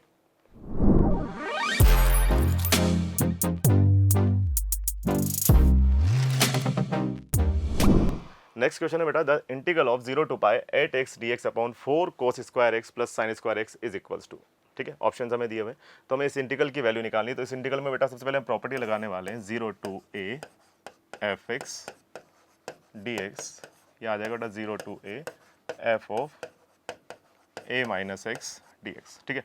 तो यहाँ जैसे ही मैं पाई माइनस एक्स पुट करूँगा, ये आई मुझे क्या मिल जाएगा, देखो यहाँ से ये 0 to पाई है ना, 8 टाइम्स ऑफ ये पाई माइनस एक्स अपॉन 4 कोस पाई माइनस थीटा, बेटा कोस माइनस कोस थीटा होता है, पर यहाँ स्क्वायर है तो सेम ही रहने वाला है ना, प्लस ये sign square x, sine pi minus theta sine theta होता है, पर स्क्वायर है तो ये वैसे भी सेम ही रहेगा, ठीक है। ये dx दोनों को क्या कर दें भाई, हम ऐड कर देते हैं, ठीक है। तो दोनों को ऐड करेंगे तो यहाँ से क्या आ जाएगा भाई, 2y, ठीक है। ये 0 to पाई 8x में से 8x गया तो बेटा यहाँ आ जाएगा मेरे पास 8, तो बाहर है ना 8 पाई आएगा, तो यहाँ 8 पाई भी मैंने बाहर ले लिया, ठीक है। और यहाँ आ गया बेटा मेरे पास dx upon 4 cos square x plus sine square x, ठीक है। 2 से 8 कट हो जाएगा 4 टाइम, ठीक है। अब हम क्या करने वाले बेटा, अब ये इवन फंक्शन है, x को माइनस एक्स से रिप्लेस करने पे कोई इम्पैक्ट नहीं पड़ने वाला, तो यहाँ से हम कह सकते हैं कि ये जो इंटीग्रल है ये क्या होगा, 4 टाइम्स ऑफ 0 to पाई/2, ठीक है। और यहाँ 2 से मैं अगर मल्टीप्लाई कर दूँ, देखो 0 to पाई/2 है ना, ठीक है। तो यहाँ से क्या आने वाला है 2, और ये 4 तो साथ में है ही, तो 0 to पाई/2 हो जाएगा बेटा। और यहाँ से अगर मैं cos स्क्वायर एक्स से डिवाइड कर देता हूँ तो ऊपर जाके बन जाएगा sec स्क्वायर एक्स dx, ठीक है। और यहाँ आ जाएगा 4 प्लस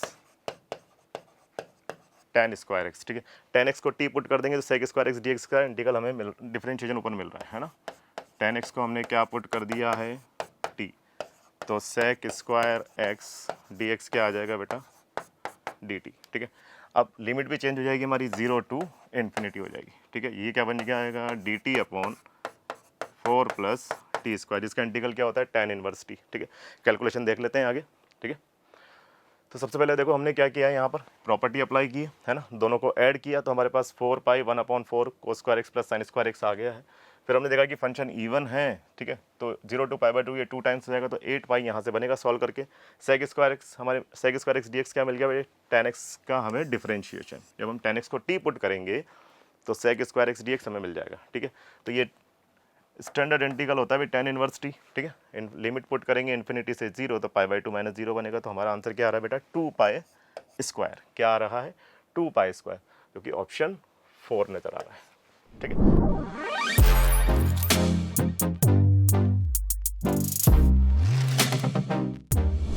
नेक्स्ट क्वेश्चन पर चलते हैं बेटा, है ना। Let's see with the circle of minimum area enclosing the ellipse x² by a² plus y² by b² equals to 1 with eccentricity 1/2 and foci plus minus 2, 0. Let PQR be a variable triangle whose vertex P is on the circle C and the side QR of length 2a is parallel to the major axis of ellipse and contain the point of intersection of E with the negative y axis, then the maximum area of triangle PQR is, ठीक है। तो maximum area हमें बताना है triangle PQR का, जबकि एक circle जो है, ये सर्किल ले लिया हमने, है ना, ये एक एलिप्स को कंटेन कर रहा है अभी, ये मान लेते हैं एलिप्स है, ठीक है, कुछ ऐसा। और एक ट्राइंगल जिसका वर्टेक्स P किस पर लाई करता है, भी सर्किल पर, ठीक है। तो यहाँ से अगर एक सर्किल है ना, और जो उसकी साइड है QR, जिसका लेंथ कितना दिया हुआ है 2a, वो किसके पैरेलल है, मेजर एक्सिस ऑफ E, ठीक है। और इंटरसेक्ट करती है किसको, intersect of ellipse with negative y axis, तो यहाँ पर वो इंटरसेक्ट करके जा रही है कुछ ऐसे, ठीक है। तो यहाँ इसको ज्वाइन कर दें हम, ये कुछ ऐसी कहानी हमें दी हुई है, ठीक है। तो ये P हो गया बेटा Q R, ठीक है, ये सेंटर हो गया 0,0। अब सबसे पहले हमें क्या दिया हुआ है, देखो यहाँ पर इसेंट्रिसिटी दी हुई है 1/2, ठीक है। फोकाई दी हुई है बेटा ±2,0 है ना, ±2,0। तो यहाँ से C किसके इक्वल हो जाएगा बेटा, AE के, ठीक है। C हमारे पास किसके इक्वल आ गया, AE के।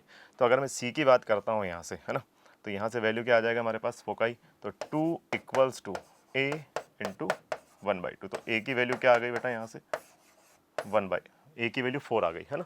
अब A की वैल्यू 4 आ चुकी है, तो यहाँ से हम C की वैल्यू निकाल सकते हैं। A = 4 आ जाएगा, तो यहाँ से हमारे पास B² क्या होगा, A² - C²। तो A² की वैल्यू हो जाएगी बेटा 16 और C की वैल्यू 2 है, तो ये कितना दे देगा 4। तो B² कितना आ गया बेटा यहाँ से 12 आ गया। तो इक्वेशन ऑफ इलिप्स हमारे पास आ जाएगा, इलिप्स की इक्वेशन हमारे पास क्या आ जाएगी, x² / A² 16 + y² / 12 = 1।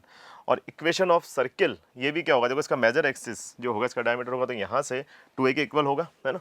तो a की जो इसकी रेडियस होगी बेटा वो तो 4 हो जाएगी यहाँ से, है ना। तो हमारे पास इक्वेशन ऑफ सर्किल क्या आ जाएगा, x² + y² = 2, रेडियस कितनी हो जाएगी 4, ठीक है। तो ये सर्किल की इक्वेशन कितनी आ गई हमारे पास, x² + y² = 16। तो अब इलिप्स भी आ चुका है ना, इक्वेशन ऑफ सर्किल भी आ चुकी है। अब हमें इस ट्राइंगल का एरिया चाहिए, जो अब QR की लेंथ हमें 2a दी हुई है, तो हमें पता है कि अगर ये रेडियस कितनी है बेटा 4 है, ठीक है, रेडियस कितनी है 4 है। तो यहाँ से अगर हम इसको समझें कि बेटा ये लेंथ कितनी हो जाएगी, ये 4 हो जाएगी, और ये लेंथ कितनी होगी, सेमी माइनर एक्सिस B के इक्वल, ठीक है। और ये कितना हो गया यहाँ से, अगर ये 12 है तो B की वैल्यू कितनी आ जाएगी यहाँ से 2√3, ठीक है। और ये कितना है 4, तो 4 + 2√3, ये हाइट हो गई। बेस हमारे पास QR है जो कि किसके इक्वल है, 2a के इक्वल है। a की वैल्यू 4 है, ठीक है। तो 2a कितना आ गया बेटा यहाँ से 8। तो कैलकुलेटिव पार्ट हमने आगे सॉल्व किया हुआ है, वो देख लेते हैं, है ना।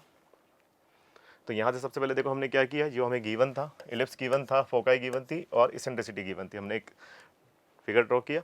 C की वैल्यू हमें पता है, तो यहाँ से B² हमने निकाल लिया बेटा, ठीक है। इलिप्स की इक्वेशन आ गई, सर्किल की इक्वेशन आ गई। अब जैसा कि बोला गया था कि QR पैरेलल है और इसको नेगेटिव एक्सिस पे इंटरसेक्ट करती है, तो यहाँ से इसका अगर मैं एरिया निकालना चाह रहा हूँ तो मैक्सिमम एरिया कब होगा, है ना। मैक्सिमम एरिया कब होगा, जब ये P पॉइंट भी किस पे अलाई करे भाई, Y एक्सिस पे अलाई करे, तभी तो मैक्सिमम एरिया मिलने वाला है ना।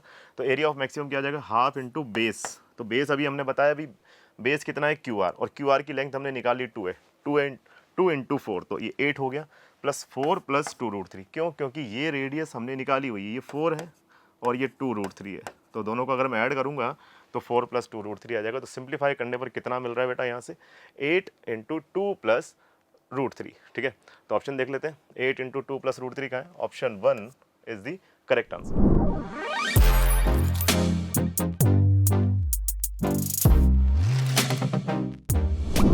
The next question is, let A is a set -2 -1 0 1 2 3, है ना।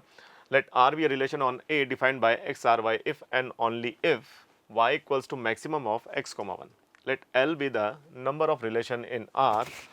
Let M and N be the minimum number of elements required to be added in R to make it reflexive symmetric relation respectively. Then L plus M is equal to L plus M plus N is equal to, है ना भाई। तो हमें ये बताना है कि M और N किसको डिनोट कर रहे हैं, M और N डिनोट कर रहे हैं बेटा यहाँ पर उन नंबर्स को जिससे ये कैसा बन जाए भाई, रिफ्लेक्सिव बन जाए और सिमेट्रिक बन जाए, ठीक है ना। साथ ही L किसको डिनोट कर रहा है, इस रिलेशन में आने वाले नंबर्स को, है ना, कि कितने एलिमेंट्स हमारे यहाँ पर आने वाले हैं। तो सबसे पहले हम रिलेशन बनाते हैं। तो A हमें दिया हुआ है, देखो यहाँ पर A के पास क्या क्या एलिमेंट है, -2 है, -1 है, 0 है, 1 है, 2 है, 3 है, ठीक है ना। सबसे पहले यहाँ बोल रहा है कि y क्या होगा, ठीक है, 1 तो फिक्स है। तो अगर मैं x की वैल्यू कितना ले लूँ भाई यहाँ पर -2, ठीक है, तो y की वैल्यू क्या आ जाएगी 1, ठीक है, क्योंकि दोनों में मैक्सिमम हमें लेना है, ठीक है ना। x की वैल्यू अगर मैं यहाँ से कितना ले रहा हूँ, -1 ले रहा हूँ, तो भी y कितना होगा 1 होगा, ठीक है ना। x की वैल्यू अगर मैं यहाँ कितना ले रहा हूँ भाई 0, तो भी y कितना होगा 1 ही होगा, क्योंकि 1 तो यहाँ फिक्स है है ना। तो x की वैल्यू अगर इन दोनों में अगर हम कंपेयर करेंगे तो मैक्सिमम कौन है भाई, y इक्वल्स टू 1 है। पर जैसे मैं यहाँ x की वैल्यू क्या ले रहा हूँ भाई 1, तो y भी कितना होगा भाई 1 ही होगा, ठीक है ना। अब बात करते हैं, अगर मैंने x की वैल्यू 2 ली है, ठीक है ना, तो 2 और 1 में मैक्सिमम कौन है भाई, मैक्सिमम कौन है, 2 है, तो y की वैल्यू क्या हो जाएगी, 2 हो जाएगी। ये हमें समझ आना चाहिए, ठीक है ना। सिमिलरली x का वैल्यू अगर मैंने कितना लिया बेटा, 3 लिया, तो y की वैल्यू भी क्या आ जाएगी, यहाँ से 3 आ जाएगी। तो रिलेशन हमारे पास कितना आ गया भाई, बन करके देखो सबसे पहले -2 1, ठीक है, फिर आ जाएगा -1 1, ठीक है, फिर 0 1, फिर 1 1, साथ में आ जाएगा बेटा यहाँ से क्या 2 2 और 3 3, ठीक है। ये हमें समझ में आना चाहिए। तो नंबर ऑफ एलिमेंट्स हमें इस रिलेशन में बताने थे, तो इसका मतलब L की वैल्यू क्या आ गई यहाँ से 1 2 3 4 5 6, तो L तो हमें मिल चुका है बेटा कितना 6। अब वो बोल रहा है कि M क्या है, नंबर ऑफ एलिमेंट्स जो कि इसको क्या बनाते हैं, रिफ्लेक्सिव बनाते हैं। तो रिफ्लेक्सिव के लिए हमें पता है कि अगर किसी सेट के पास A B C 3 एलिमेंट है तो A, A, B, B, C, C होना चाहिए। तो यहाँ पर देखो हमारे पास क्या है, -2 -1 0 1 2 3। तो जब हमारे पास रिलेशन हमें मिल रहा है, तो यहाँ 2 2 तो मिल रहा है, 3 3 मिल रहा है, 1 1 मिल रहा है, ठीक है। पर -1 के साथ -1 हमें चाहिए, तो हमें किस किस की रिक्वायरमेंट होगी, -1 -1, ठीक है, -2 -2, ठीक है, 0 0। तो कितने एलिमेंट हमें और चाहिए भाई, यहाँ से कितने ऑर्डर पेयर हमें चाहिए, 3। तो यहाँ से अगर मैं बात करूँगा तो m की वैल्यू क्या आ जाएगी, 3 आ जाएगी, ठीक है। अब यहाँ से स्मॉल n किसको डिनोट कर रहा है, सिमेट्रिक रिलेशंस को। किसको, सिमेट्रिक रिलेशन को। सिमेट्रिक रिलेशन क्या होता है बेटा, a, b अगर R में हो तो b a b किस में होना चाहिए भाई, R में होना चाहिए, ठीक है ना। तो यहाँ से 1 1 2 2 3 3 ये तो एक दूसरे के क्या होते हैं, सिमेट्रिक होंगे। तो यहाँ से -2 1 है, तो मुझे किसकी रिक्वायरमेंट है, यहाँ से 1 -2 की, 1 -1 की एंड 1 0 की। तो यहाँ से हमारे पास n भी कितना आ गया, 3 आ गया। तो L plus M plus N की वैल्यू अगर हमें निकालनी है तो 6 + 3 + 3 तो कितना आ जाएगा बेटा, 12 आ जाएगा। इसका मतलब ऑप्शन 4 हमारा यहाँ कैसा हो रहा है, करेक्ट हो रहा है। हमने कैलकुलेशन भी की हुई है इसके लिए। सबसे पहले R हमें यहाँ मिल चुका है, जैसे कि अभी हमने निकाला है ऑर्डर पेयर बना करके, L की वैल्यू 6 आ गई है ना। रिफ्लेक्सिव के लिए हमने रिक्वायर्ड एलिमेंट्स निकाल लिए भाई, -2 -2 -1 -1 एंड 0 0, तो वो कितना आ गया बेटा 3, ठीक है ना। सिमेट्रिक के लिए हमने बोला कि A, B होना चाहिए, तो B, A भी होना चाहिए, तो 1 -2 हो गया, 1 -1 हो गया और 1 0 हो गया, ठीक है। इस तरह से हमने L plus M plus N की वैल्यू कितनी निकाल ली है, 12। सो 12 हमारा क्या बेटा यहाँ पर करेक्ट आंसर है।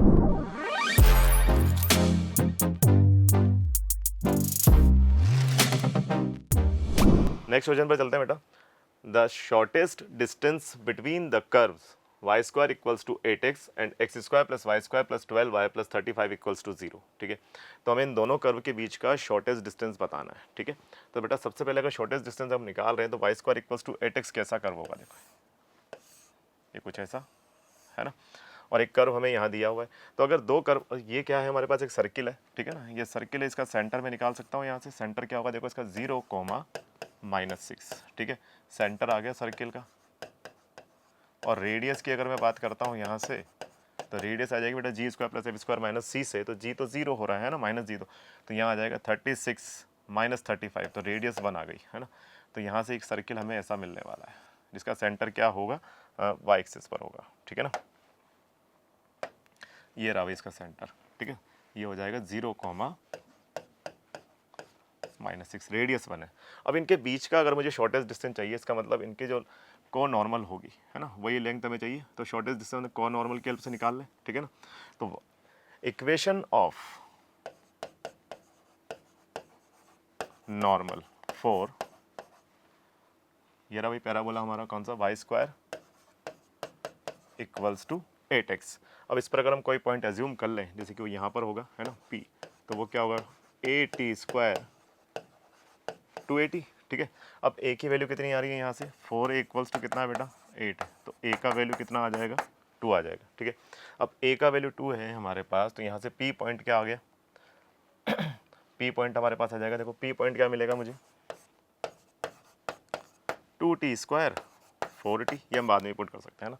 तो इक्वेशन हम नॉर्मल में लिख रहा हूँ, y plus tx equals to 280 plus 80³ है ना। यहाँ चाहे तो a की वैल्यू पुट कर सकते हैं हम, a का वैल्यू 2 पुट करेंगे तो यहाँ से इक्वेशन आ जाएगी y plus tx equals to 4t plus 2t cube passes through, कहाँ से पास हो रही है भैया?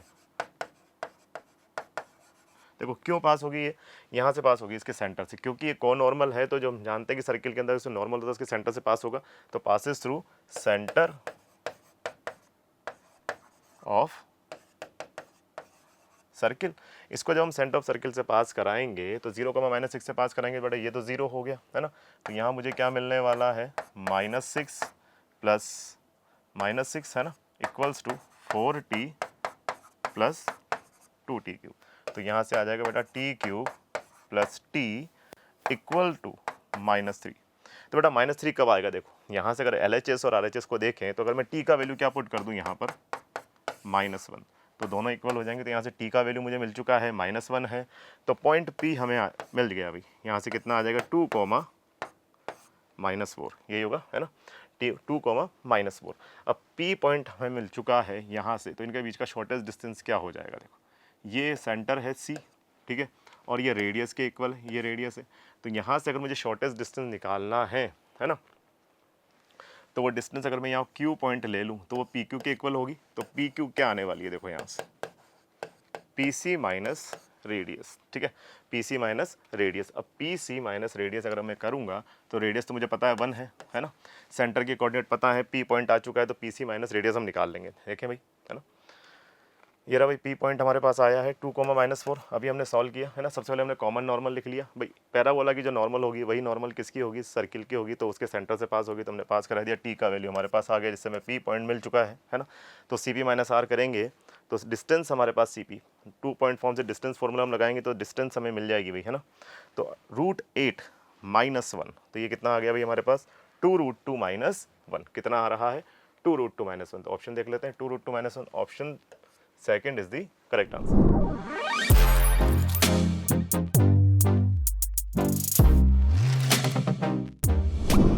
नेक्स्ट क्वेश्चन लेते हैं बेटा। The number of solution of the equation 4 -√3 sin x -2√3 cos square x equals to -4/1 plus √3 for x belongs to -2π to 5π/2। Option हमें गिवन है, तो हमें नंबर ऑफ सॉल्यूशन बताने बेटा इस ट्रिग्नोमेट्रिक इक्वेशन के, है ना, कहाँ से कहाँ तक, जब x कैसा है हमारा -2π से 5π/2 तक है ना।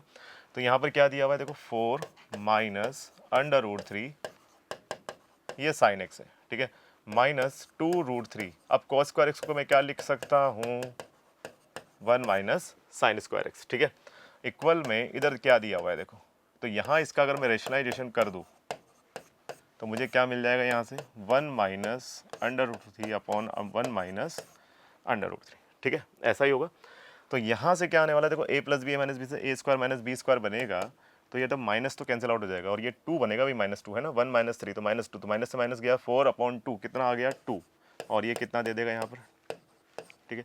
तो इसे मैं लिख दूँ तो 2 -2√3। अब ऐसा क्यों किया है? देखो यहाँ पर थोड़ा सिंप्लीफाई हो रहा है, ये चल रहा है 4 -√3 sin x माइनस ये आ गया बेटा यहाँ से 2√3, है ना, और प्लस में कितना आ चुका है? 2√3 sin स्क्वायर x, और इधर भी कितना है भाई? 2 -2√3, ठीक है।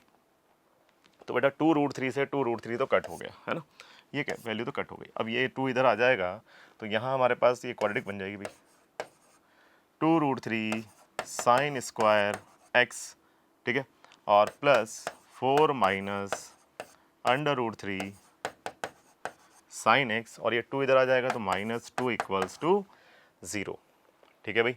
यहाँ से इसको सॉल्व कर सकते हैं, है ना, फैक्टर कर लेंगे तो 2√3, ठीक है, sin x प्लस यहाँ से क्या आ जाएगा बेटा? 4 sin x -√3 sin x -2 equals to 0। तो क्या कॉमन आ रहा है बेटा? यहाँ से 2 sin x कॉमन आ रहा है ना।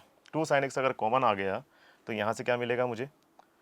2 sin x कॉमन आ गया तो √3, यहाँ स्क्वायर है ना, तो √3 sin x प्लस 2, ठीक है, और यहाँ से क्या कॉमन आ जाएगा भाई? -1, तो √3 sin x plus 2 equals to 0।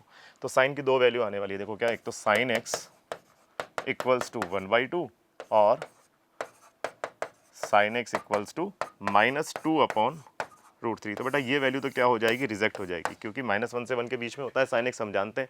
तो -2/√3 तो क्या हो गया बेटा, कैंसिल आउट हो गया। देयरफॉर कौन सी वैल्यू है, only sine x equals to 1/2। अब हमें ये किस इंटरवल में देखना, -2π से 5π/2 तक। तो यहाँ से अगर हम थोड़ा सा समझें इसको, ये -2π अगर मैं ले लेता हूँ, है ना, यहाँ पर 2π होगा और π/2 यहाँ कहीं होगा। तो यहाँ से साइन एक्स का कर्व हम जानते हैं कुछ ऐसा होता है भी, है ना। और यहाँ पर भी अगर मैं पाई ले लूँ तो ये कुछ इस तरह से जा कर के यूँ जाएगा, है ना। तो साइन एक्स की वैल्यू 0 से पाई में 2 पॉजिटिव वैल्यूज होती हैं। यहाँ पर साइन एक्स इक्वल्स टू 1/2 है। तो यहाँ से हम देख पा रहे हैं कि भाई एक वैल्यू यहाँ होगा, एक यहाँ होगा, है ना। तो 0 से पाई में हमें 2 बार मिलेगा, है ना। सिमिलरली 2 वैल्यूज़ यहाँ मिलेंगी, और एक जब π/2 की अगर मैं बात कर रहा हूँ, है ना, किसकी बात कर रहा हूँ भाई, π/2 की। तो π/2 के लिए कर्व कुछ ऐसा जाएगा, तो एक वैल्यू यहाँ भी मिलने वाली। तो टोटल नंबर ऑफ सॉल्यूशन कितने आ गए भाई हमारे पास, यहाँ पर ये, है ना, कितने आ गए भाई, 5 आ गए। कितने आ गए, तो देखते हैं भाई, कैलकुलेशन हमने किया हुआ है, पूरा सॉल्व हमने किया हुआ है ना। 4 - √3 sine x -2 √3 cos square x, और ये इनको हमने सिंप्लीफाई किया। साइन एक्स के लिए हमारे पास इक्वेशन आ गई, है ना। साइन एक्स की 2 वैल्यू जो कि हमने एक तो हमने रिजेक्ट कर दी है और एक हमारी एक्सेप्टेबल है। तो -2π से पाई में 2 सॉल्यूशन, ठीक है, फिर 0 से पाई में 2 सॉल्यूशन, और 2π से यहाँ 5π/2 के बीच में एक सॉल्यूशन हमें मिलेगा। तो नंबर ऑफ सॉल्यूशन कितने आ गए बेटा, 5 आ गए। कितने आ गए, 5। तो ऑप्शन देख लेते हैं, option 3 is the correct answer, ठीक है।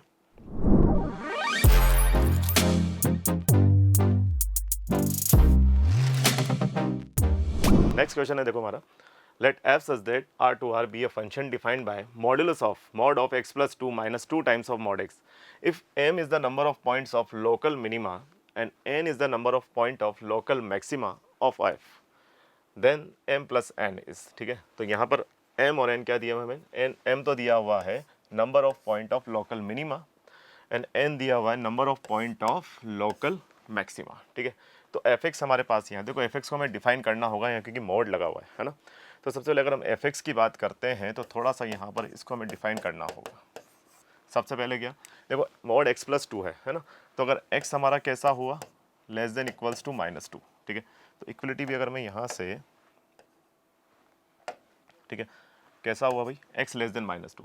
तो जब -2 से छोटा होगा x, तो ये वाला जो मोड है बेटा, ये कैसा ओपन होगा, नेगेटिव ओपन होगा।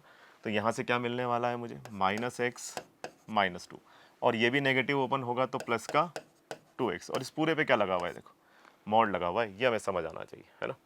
तो यहाँ से हमारे पास आ जाएगा, इसको सॉल्व करेंगे तो हम देख लेंगे कितना आ रहा है भाई, यहाँ से x -2 आ रहा है। क्या आ रहा है भाई, ये मोड ऑफ x -2, कब, जब x लेस देन -2 था, है ना।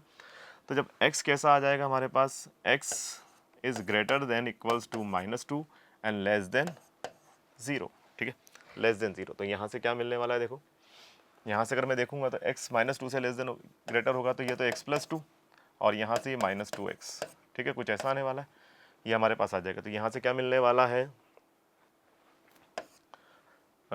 2 - x, ठीक है। क्या आ रहा है बेटा यहाँ से, ये 2 - x, 2 - x, ठीक है, ये हमारे पास आ गया जब x कैसा था, -2 से 0 था। साथ ही अब अगर मैं बात करता हूँ, देखो यहाँ पर, तो यहाँ से हमारे पास एक पॉइंट और आ गया, देखो, है ना, ये इसको सॉल्व किया तो 2 - x आ गया, और x ग्रेटर देन 0 पर क्या दे रहा है, देखो x greater than equals to 0 पर क्या देगा, ये भी पॉजिटिव, ये भी पॉजिटिव। तो यहाँ से क्या आ रहा होगा, मॉड ऑफ x प्लस 2, ये तो अंदर वाला मोड तो पॉजिटिव ओपन हो गया, है ना। इसकी बात करेंगे तो ये -2x, ठीक है। तो यहाँ से क्या मिला, ये भी 2 - x, ठीक है, ये तो पॉजिटिव भी खुलेगा, है ना। और यहाँ पर लेस देन 0 था, तो ये माइनस साइन के साथ ओपन होगा, तो यहाँ प्लस आएगा भाई, है ना। तो यहाँ क्या मिलेगा, देखो हमें, यहाँ हमारे पास आ जाएगा ये 3x प्लस 2, ठीक है, 3x प्लस 2, कब, जब x कैसा है भाई, -2 से इक्वल है और 0 से कम है, ठीक है, ये हमारे पास आ गया। अब इन मोड्स को भी हमें ओपन करना है। तो सबसे पहले अगर मैं बात करता हूँ यहाँ पर आगे और इसको सॉल्व करें, तो देखो क्या दे रहा है, जब x लेस देन -2 होगा तो ये क्या वैल्यू देगा, देखो -2 से छोटा अगर मैं रखता हूँ इसको, है ना, तो यहाँ से जब x ग्रेटर देन 2 पर ये पॉजिटिव होगा, अदरवाइज ये नेगेटिव हो रहा है। तो यहाँ से क्या आ रहा है मेरे पास, -x प्लस 2, ठीक है, जब x लेस देन क्या है भाई, -2, ठीक है। अब 3x प्लस 2, एक पॉइंट हमें यहाँ से मिलेगा, जब 3x प्लस 2 क्या हो रहा होगा, 0 हो रहा होगा। तो x की वैल्यू क्या आ रही है भाई, यहाँ से -2/3।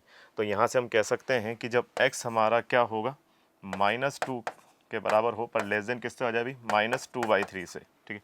तो ये कैसा ओपन होगा बेटा, नेगेटिव ओपन होगा, है ना। तो नेगेटिव ओपन होगा तो ये क्या दे देगा मुझे -3x -2। और अगर हम बात करें यहाँ से x is greater than equals to but less than 0, तो ये कैसा ओपन होगा, पॉजिटिव, है ना,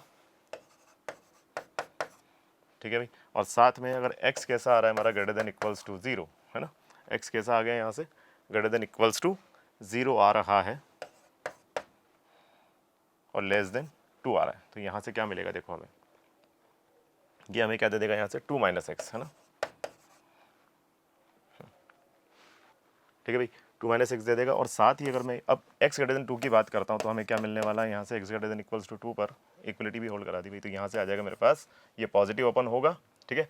तो ये पॉजिटिव ओपन होगा तो यहाँ से क्या मिलने वाला है, देखो x लेस देन 2 पर ये नेगेटिव साइन के साथ ओपन होगा ना, तो यहाँ मैंने साइन चेंज नहीं किया भाई, तो नेगेटिव साइन के साथ होगा। तो यहाँ तो मुझे क्या देने वाला है ये x -2, क्योंकि हमने बोला कि भाई 2 - x है, तो x हमारा अगर कैसा हो गया यहाँ से लेस देन 2 हो गया, है ना।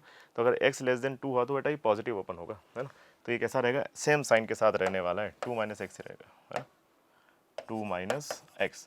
पर जैसे ही मैं 2 से बड़ी वैल्यू ले लेता हूँ, अंदर वाली वैल्यू नेगेटिव हो जाएगी, नेगेटिव हो जाएगी तो माइनस साइन के साथ ओपन होगा, तो ये क्या बन जाएगा मेरे पास x -2। ये हमारे पास fx डिफाइन हो गया, ठीक है। ये हमने पीछे किया, अब इसको कर्व को हम प्लॉट कर लेंगे, ठीक है। ये लाइन्स हैं, हम जानते हैं कि इसका जो ग्राफ होता है बेटा बोट ग्राफ होता है ना। देखते हैं, ये रहा भाई सबसे पहले, ये हमने इसको सिंप्लीफाई किया, ठीक है। फिर इसको हमने ब्रेक कर दिया भाई, जैसे 2/3 हमें मिला था तो इसको हमने ब्रेक कर दिया, ठीक है।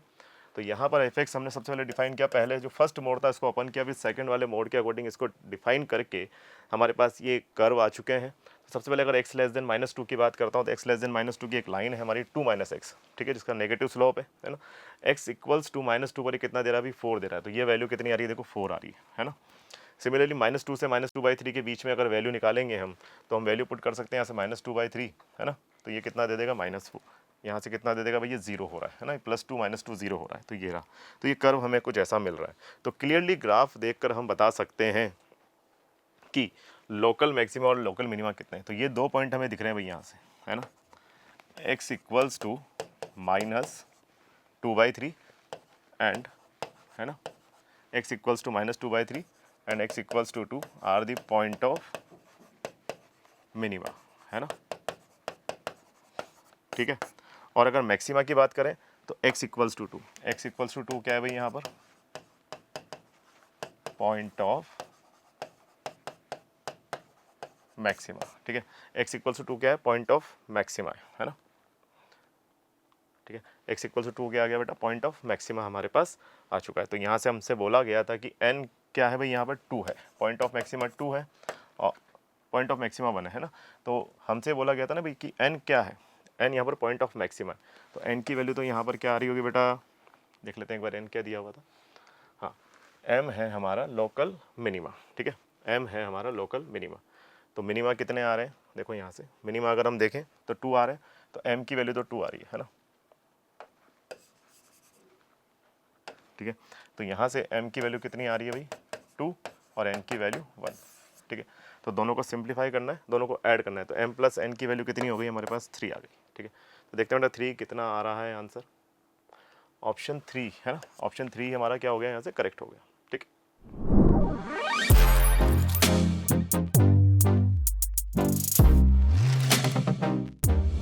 नेक्स्ट क्वेश्चन क्या है, देखो बेटा हमारा यहाँ से, let 1 + x square to the power 10 equals to a0 + a1x + a2x square up to a20x to the power 20 if a1 + a3 + a5 to a19 - 11 a2 equals to 121k then k is equals to, ठीक है।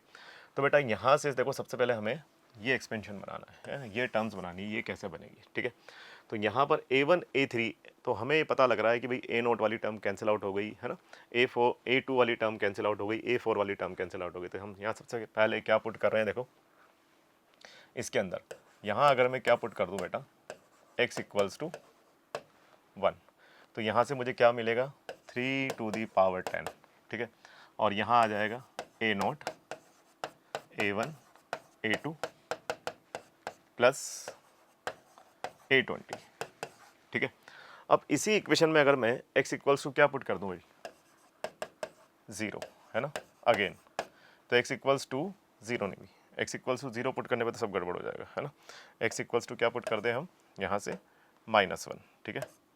तो x equals to अगर मैं -1 put करूँगा तो देखो बेटा क्या होगा यहाँ पर, जैसे ही मैं -1 पुट कर रहा हूँ, ये 1 -1 तो 0 हो गया, -1 का स्क्वायर 1 हो गया, तो 1 की पावर 10 तो 1 ही होगा, ये a note as it is, ठीक है। ये हो जाएगा बेटा माइनस का a1x और -1 का स्क्वायर, ठीक है, मतलब -x ही है यहाँ पर, है ना। तो -a1 बनेगा, ये बन जाएगा बेटा a2, ठीक है, और अप टू सो ऑन ये प्लस a20, दोनों को सब्ट्रैक्ट कर देते हैं, है ना।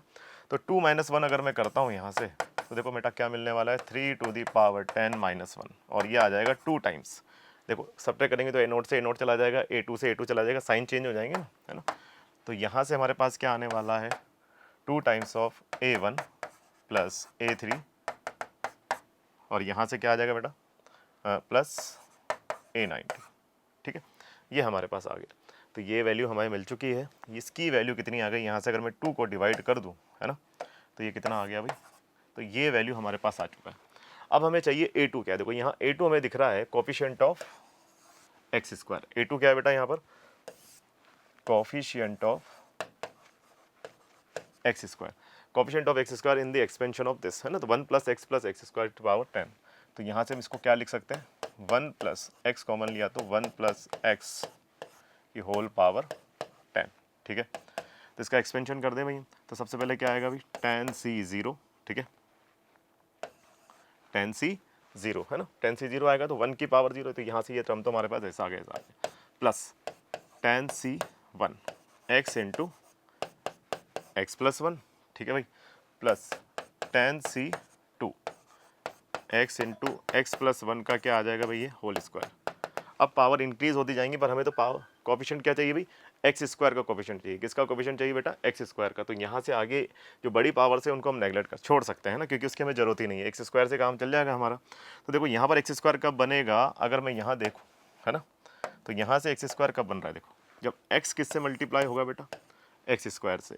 तो कोफिशिएंट ऑफ एक्स स्क्वायर कब आएगा, जब x इंटू एक्स होगा, तो यहाँ पर एक्स स्क्वायर का कोफिशिएंट क्या बन रहा है भाई, tan c1, ठीक है, प्लस यहाँ एक्स स्क्वायर का कोफिशिएंट कब बनेगा, जब ये x square plus 2x plus 1 यहाँ बन आएगा और वो एक्स स्क्वायर से मल्टीप्लाई होगा, तो मुझे क्या दे देगा भाई, ये tan c2, ठीक है। तो tan c1 की वैल्यू तो बेटा 10 हो गई, tan c2 10 into 9 divided by 2, तो यहाँ से आ रहा है बेटा 10 प्लस 45, तो ये कितना आ गया 55, ये किसकी वैल्यू आ गई, a2 की। तो a2 भी हमारे पास आ चुका है ना, और ये सम भी हमारे पास आ चुका है, यहाँ से ये रहा भी सम, है ना। इसको पुट करना है, आगे हमने कैलकुलेशन किया हुआ है और अब सॉल्व करना है, ठीक है ना। तो देखते हैं, यहाँ से हमारे पास ये वैल्यू आ गई 55, ये हमने सम निकाल ही लिया था, a1 + a3 + a19। अब हमें बेटा वैल्यू रखना है, तो इसमें से 3 की पावर 10 - 1 डिवाइडेड बाई 2 में से क्या माइनस करना है, 11 टाइम्स ऑफ a2, तो इसको मल्टीप्लाई करेंगे 11 से, है ना। ये किसके इक्वल दिया हुआ बेटा हमें, 121 इंटू के। तो यहाँ से ये जब हम इसको सिंप्लीफाई कर रहे हैं कैलकुलेट करके, है ना, तो ये कितना वैल्यू आ रहा है 28,919। तो जब 121 से डिविजिबल है तो आंसर क्या आ जाएगा बेटा के का, 239। सो 239 इज द करेक्ट आंसर, ठीक है।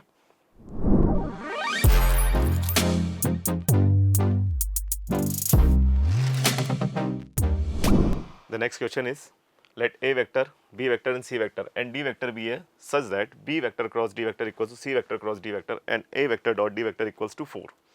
Then magnitude of A vector cross D vector square is equals to, ठीक है भाई। देखो A vector, B vector, C vector हमें यहाँ गिवन है ना, और D vector इस तरह से दिया हुआ है बेटा यहाँ पर, है ना, कि B vector cross D vector किसके इक्वल दिया हुआ है, C vector cross D vector के, और उसका A वेक्टर के साथ डॉट प्रोडक्ट कितना दिया हुआ है, 4 दिया हुआ है। तो हमें ये वैल्यू फाइंड आउट करना है। तो यहाँ पर आने से पहले देखो हम सबसे पहले इस इन्फॉर्मेशन का यूज़ करेंगे कि B vector cross D vector है, तो यहाँ अगर मैं इसको इधर ले आऊँ, माइनस क्या बन जाएगा, C वेक्टर क्रॉस, ठीक है। तो यहाँ से क्या बनेगा भाई, B vector minus C vector cross D vector equals to 0। दो वेक्टर का क्रॉस प्रोडक्ट अगर 0 होता है तो वो पैरेलल होंगे। तो यहाँ से B vector minus C vector क्या आ जाएगा, lambda times of D vector, ठीक है। तो अब हमें B vector minus C vector निकालना है ना। तो B vector minus C vector निकालेंगे तो यहाँ से क्या वैल्यू आ जाएगी, देखो भाई B vector minus C vector निकाल दे, है ना, और उसका डॉट ले लेंगे भाई किसके साथ, ए के साथ। तो B vector minus C vector कितना आ रहा है, ये रहा भाई बी, है ना।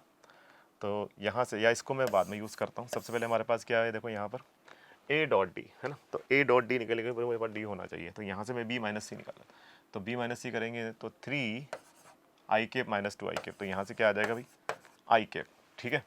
और -3 + 1, तो यहाँ से क्या बनेगा -3 -2 जे कैप, ठीक है भाई। और यहाँ से 3 - 2 यानी कि के कैप, ये हमारे पास आ गया। और यहाँ मैंने लैम्डा लिख दिया क्योंकि डिवाइड में स्केलर है ना, तो ये डी वेक्टर आ गया। तो ये डी वेक्टर की कहानी आ गई हमारे पास। अब ए डॉट डी कितना दिया हुआ है हमें, 4 दिया हुआ है। तो ए के साथ अगर मैं इसका डॉट लेता हूँ तो बेटा यहाँ पर ये देखो 1/λ तो बाहर बैठा रहेगा, है ना। ए के साथ अगर इसका डॉट ले रहा हूँ तो 1 बनेगा, ठीक है, माइनस का 4 बनेगा, ठीक है, और प्लस का 1 बनेगा। और इक्वल में कितना दिया हुआ है बेटा, 4 दिया हुआ है, ठीक है। तो 4 - 2 यहाँ से बना -2, है ना। तो लैम्डा की वैल्यू आ जाएगी यहाँ से -1/2, ठीक है।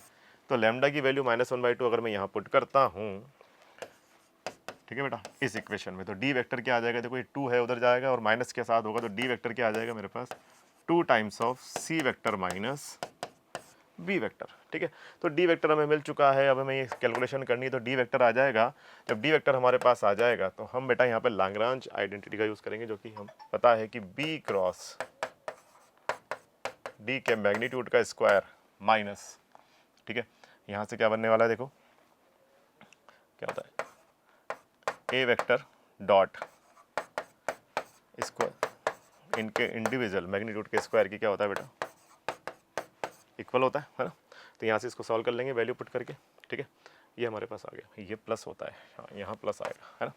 तो यहाँ पर इसमें वैल्यू रखनी है, डी वेक्टर हमारे पास आ चुका है, सी वेक्टर माइनस बी वेक्टर करेंगे, तो यहाँ से देखो हमने कैलकुलेशन किया हुआ है, ठीक है। सबसे पहले ये अप्लाई किया हमने क्रॉस प्रोडक्ट, 0 आ रहा है तो दोनों पैरेलल होंगे, तो पैरेलल वाली कंडीशन लगा दी। फिर यहाँ से हमारे पास ये ए डॉट डी आ गया जो 4 है, तो लैम्डा की वैल्यू हमने निकाल ली थी भाई -1। तो डी वेक्टर क्या आया अभी हमारे पास, 2 times of C vector minus B vector. जब दोनों का डिफरेंस निकालेंगे तो डी वेक्टर आ चुका होगा, ठीक है। Magnitude of a cross d का स्क्वायर, लाग्रांज से हम इसको पुट कर देंगे, a magnitude of a square magnitude of d square minus a dot d का स्क्वायर, ठीक है। तो यहाँ से वैल्यू क्या आ रही है भाई हमारे पास, 128। सो 128 इज द करेक्ट आंसर, ठीक है।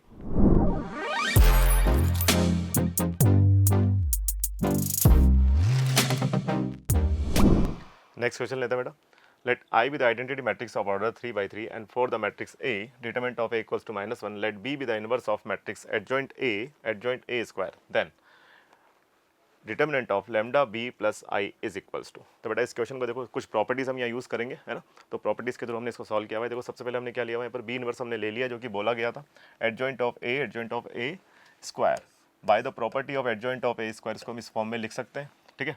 अब ए एडजॉइंट ए क्या होता है भाई, ए एंड एडजॉइंट ऑफ ए, ये डिटरमिनेंट ऑफ ए आई हो जाएगा, ठीक है। तो यहाँ से डिटरमिनेंट ऑफ ए बन चुका है भैया, और ये यहाँ से क्या आ गया, ये ए एडजॉइंट है तो, है ना, ये इन दोनों का था ये, और ये आई के साथ, और ये एडजॉइंट ए आ गया भाई, ठीक है। अब एडजॉइंट ए को हम क्या लिख सकते हैं, एडजॉइंट ए, यहाँ से आ जाएगा भाई हमारे पास a inverse of determinant of a, ठीक है। तो यहाँ से जब डिटरमिनेंट ऑफ ए से डिटरमिनेंट ऑफ मल्टीप्लाई होगा तो ये स्क्वायर बन जाएगा, और डिटरमिनेंट ऑफ ए की वैल्यू कितनी है हमारे पास, -1। इसका स्क्वायर करेंगे तो 1 आ जाएगा, तो ये यहाँ से हमारे पास बी इनवर्स किसके इक्वल आ गया भाई, एडजॉइंट ऑफ ए इनवर्स के, ठीक है। अब एडजॉइंट ऑफ ए इनवर्स को क्या लिखा जा सकता है, ए अपॉन डिटरमिनेंट ऑफ ए, है ना। ये किसके इक्वल हो जाएगा, -a के, क्योंकि इसकी वैल्यू -1 है, ठीक है। डिटरमिनेंट ऑफ ए कितना है बेटा, -1, तो ये -a बन जाएगा, ठीक है। तो यहाँ से इसका भी अगर इन्वर्स लूँगा तो बी किसके इक्वल आ जाएगा भाई, माइनस ऑफ ए इनवर्स के, ठीक है, माइनस ऑफ ए इनवर्स के। देयरफॉर बी किसके इक्वल आ गया यहाँ से, एडजॉइंट ऑफ ए, क्योंकि ए इनवर्स क्या होता है, adjoint of a upon determinant of a. अब डिटरमिनेंट ऑफ ए की वैल्यू बेटा -1 है, तो यहाँ से क्या बन जाएगा, minus of adjoint of a, ठीक है। ये आ गया, और इस वैल्यू को अगर मैं यहाँ पुट करूँगा, ठीक है ना, तो माइनस माइनस प्लस, ठीक है, और ये एडजॉइंट आ गया। यहाँ तक की कहानी आपको समझ आ गई हुई, ठीक है। अब हमें क्या चाहिए भाई, लैम्डा। अब यहाँ क्या लिखा हुआ है देखो, आगे हमसे बोला गया है कि हमें ये बताना है ना, लैम्डा बी प्लस आई, ठीक है। तो लैम्डा बी प्लस आई चाहिए, तो बी हमें मिल चुका है यहाँ से, डिटरमिनेंट ऑफ ए की वैल्यू -1 है, तो जब इसको सॉल्व करेंगे, है ना, डिटरमिनेंट को, तो ये वैल्यू किसके इक्वल आ जाएगी भाई, -1 के। तो यहाँ से 16 लैम्डा किसके इक्वल आ गया, 48 के। तो लैम्डा की वैल्यू क्या आ गई बेटा, 3, ठीक है। तो अब लेमडा बी प्लस आई किसके इक्वल मान लेंगे भाई, एज्यूम कर लिया हमने एक्स के इक्वल है ना। तो यहाँ से अगर मैं लेमडा की वैल्यू पुट कर दूँ, है ना, लेमडा की वैल्यू क्या है अभी 3 आ रही है, तो 3b plus i equals to x हो जाएगा। इसको सिंप्लीफाई करेंगे, है ना, यहाँ से सिंप्लीफाई किया है तो यहाँ हमारे पास, इसको जब हम कैलकुलेट कर रहे हैं तो ए एक्स कितना आ रहा है भाई यहाँ से -3i प्लस ए, तो determinant of A x determinant of A -3i के इक्वल हो जाएगा। ए हमें गिवन है ना, उसमें से 3i करेंगे तो हमारे पास यहाँ से क्या आ रहा है, देखो डिटर्मिनेंट ऑफ ए एक्स है, इसको हम क्या लिख सकते हैं, determinant of A determinant of x, तो यहाँ इसकी वैल्यू क्या है बेटा -1, तो ये -x आ गया, ठीक है, minus of determinant of x, तो यहाँ से ये सॉल्व करेंगे तो किसके इक्वल आ रहा है भाई 38 के, तो डिटर्मिनेंट ऑफ x की वैल्यू क्या आ रही है -38, ठीक है, और ये आंसर दिया बेटा 38 दिया हुआ है, तो आंसर हमारे यहाँ पर जो निकला है वो -38, ठीक है भाई, सो 38 इज द करेक्ट आंसर, ठीक है।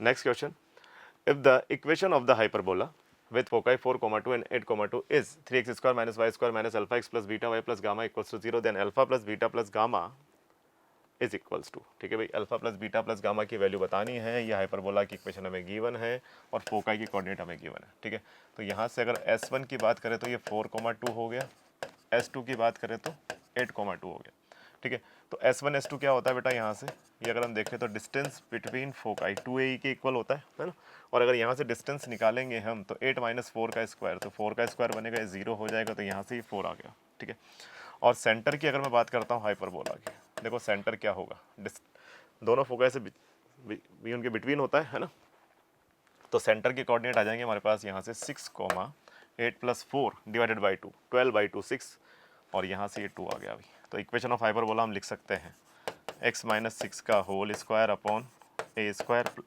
माइनस, है ना, माइनस y - 2 का whole square upon equals to 1, ठीक है भाई, है ना, ये हमारे पास आ रहा है।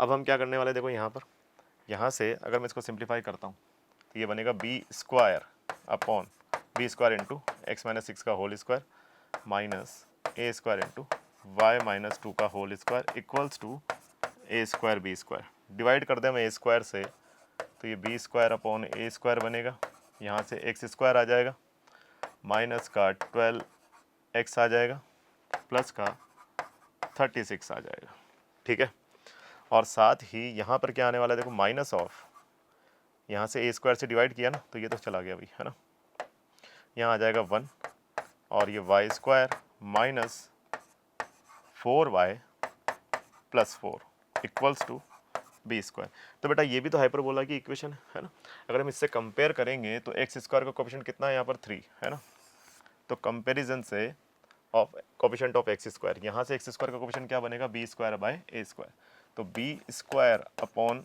ए स्क्वायर की वैल्यू कितनी आ गई, यहाँ से 3 आ चुकी है, ठीक है, तो b square by a square की वैल्यू अगर 3 आ चुकी है तो यहाँ से हम इसेंट्रिसिटी निकाल सकते हैं, ठीक है, इसेंट्रिसिटी क्या होती है भाई, यहाँ से 1 plus b square by a square, ठीक है, तो ये कितना आ जाएगा 1 + 3, तो ये कितना दे रहा है अभी, तो इसेंट्रिसिटी कितनी आ गई हमारे पास 2, ठीक है, अब हमें क्या बताना था, alpha plus beta plus gamma, तो इसेंट्रिसिटी हमारे पास आ चुकी है ना, तो ए और बी भी हम निकाल लेंगे, है ना, तो अब यहाँ से इसकी हेल्प से हम ए और बी निकाल लेंगे तो हाइपरबोला की इक्वेशन हमारे पास आ जाएगी, जैसा कि हमने यहाँ लिया हुआ है, ठीक है, तो सबसे पहले अगर हम देखें, ठीक है, तो यहाँ से हमारे पास क्या आ गया भाई, यहाँ तक तो हमने सॉल्व कर ही लिया पूरा, है 2a हमने लिया, S1 S2 के 4 के इक्वल आ रहा है, a की वैल्यू 2 है, यहाँ से एक इक्वेशन मिली, हमने इसको कंपेयर किया तो b स्क्वायर बाई स्क्वायर की वैल्यू क्या आ गई थी, 3 के इक्वल आ गई थी, है ना, ए स्क्वायर जानते हैं हम 1 + b स्क्वायर बाई स्क्वायर होता है ना, तो यहाँ से a स्क्वायर की वैल्यू, अब देखो यहाँ हमने क्या किया, देखो 4/a स्क्वायर, e स्क्वायर की वैल्यू आ गई 1 + b स्क्वायर बाई स्क्वायर, है ना, तो जब हम इसकी वैल्यू निकाल लेंगे, है ना, तो यहाँ से क्या बनेगा 4/a स्क्वायर प्लस 1 + 3, ठीक है, क्योंकि इसेंट्रिसिटी क्या है 4/a स्क्वायर, है ना, तो यहाँ से क्या आ गया हमारे पास, a स्क्वायर की वैल्यू कितनी आ गई, यहाँ से 1 आ गई, तो a स्क्वायर अगर 1 आ जाएगा तो b स्क्वायर की वैल्यू कितनी मिल जाएगी बेटा, 3 मिल जाएगी, ठीक है ना, क्योंकि जैसे मैं इसेंट्रिसिटी निकालूंगा यहाँ पुट करूँगा ना, है ना, तो इसेंट्रिसिटी की वैल्यू 4 आ गई थी ना, तो यहाँ से a कितना मिल जाएगा मुझे, यहाँ से देखो, है ना, इसेंट्रिसिटी की वैल्यू 2 आई थी, तो यहाँ से a की वैल्यू 1 आ गई, ठीक है, ये रहा भाई 1 + 3, पर ये e स्क्वायर का वैल्यू था, तो e का वैल्यू कितना आएगा, 2 आएगा, तो e का वैल्यू अगर 2 आएगा तो a का वैल्यू 1 आ जाएगा, और a का वैल्यू 1 आ गया तो यहाँ से, है ना, अब यहाँ वैल्यू पुट कर सकते हैं, तो b की वैल्यू हमारे पास कितनी आ जाएगी, 3 आ जाएगी, है ना, b स्क्वायर की वैल्यू कितनी आ जाएगी बेटा, 3 आ जाएगी। तो इक्वेशन ऑफ हाइपरबोला हमारे पास आ जाएगा 3 टाइम्स ऑफ x माइनस 6 का whole square minus y minus 2 का whole square equals to 3। Simplify करेंगे और अगर आप कंपेयर करेंगे अल्फा बीटा गामा से, देखो आप यहाँ से, तो अल्फा क्या है, x का coefficient with negative sign, beta क्या है, y का कोफिशिएंट विद पॉजिटिव साइन, ठीक है। तो यहाँ से अल्फा की वैल्यू 36 आ रही है क्योंकि यहाँ भी नेगेटिव आ रहा है, ये भी पॉजिटिव है, तो बीटा की वैल्यू 4 आ रही है और गामा की वैल्यू 101 आ रही है। तो इनका सम करेंगे तो कितना आ रहा है बेटा, 141, कितना आ रहा है, 141 इज द करेक्ट आंसर, ठीक है।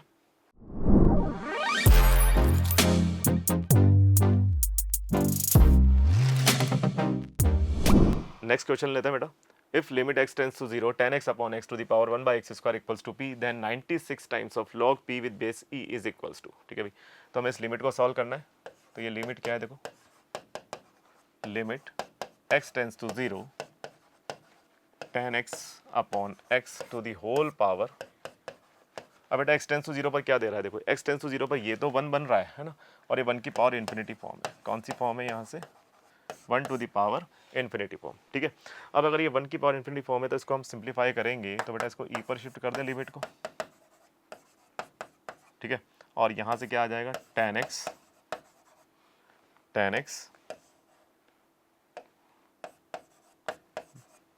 ठीक है, माइनस एक्स अपॉन एक्स। ये माइनस एक्स कैसे आया बेटा, tan x upon x minus 1 करते हैं, तो जब एलसीएम लेंगे तो माइनस एक्स अपॉन एक्स हो जाएगा, और यहाँ से क्या आ जाएगा बेटा, 1 अपॉन एक्स स्क्वायर, ठीक है। ये जो पावर होती है नीचे शिफ्ट हो जाती है, ठीक है ना। अब यहाँ से ये क्या बन रहा है, देखो x टेंड्स टू 0 पर ये भी 0 बन रहा है ना, इसको मैं पूरा लिख देता हूँ tan x,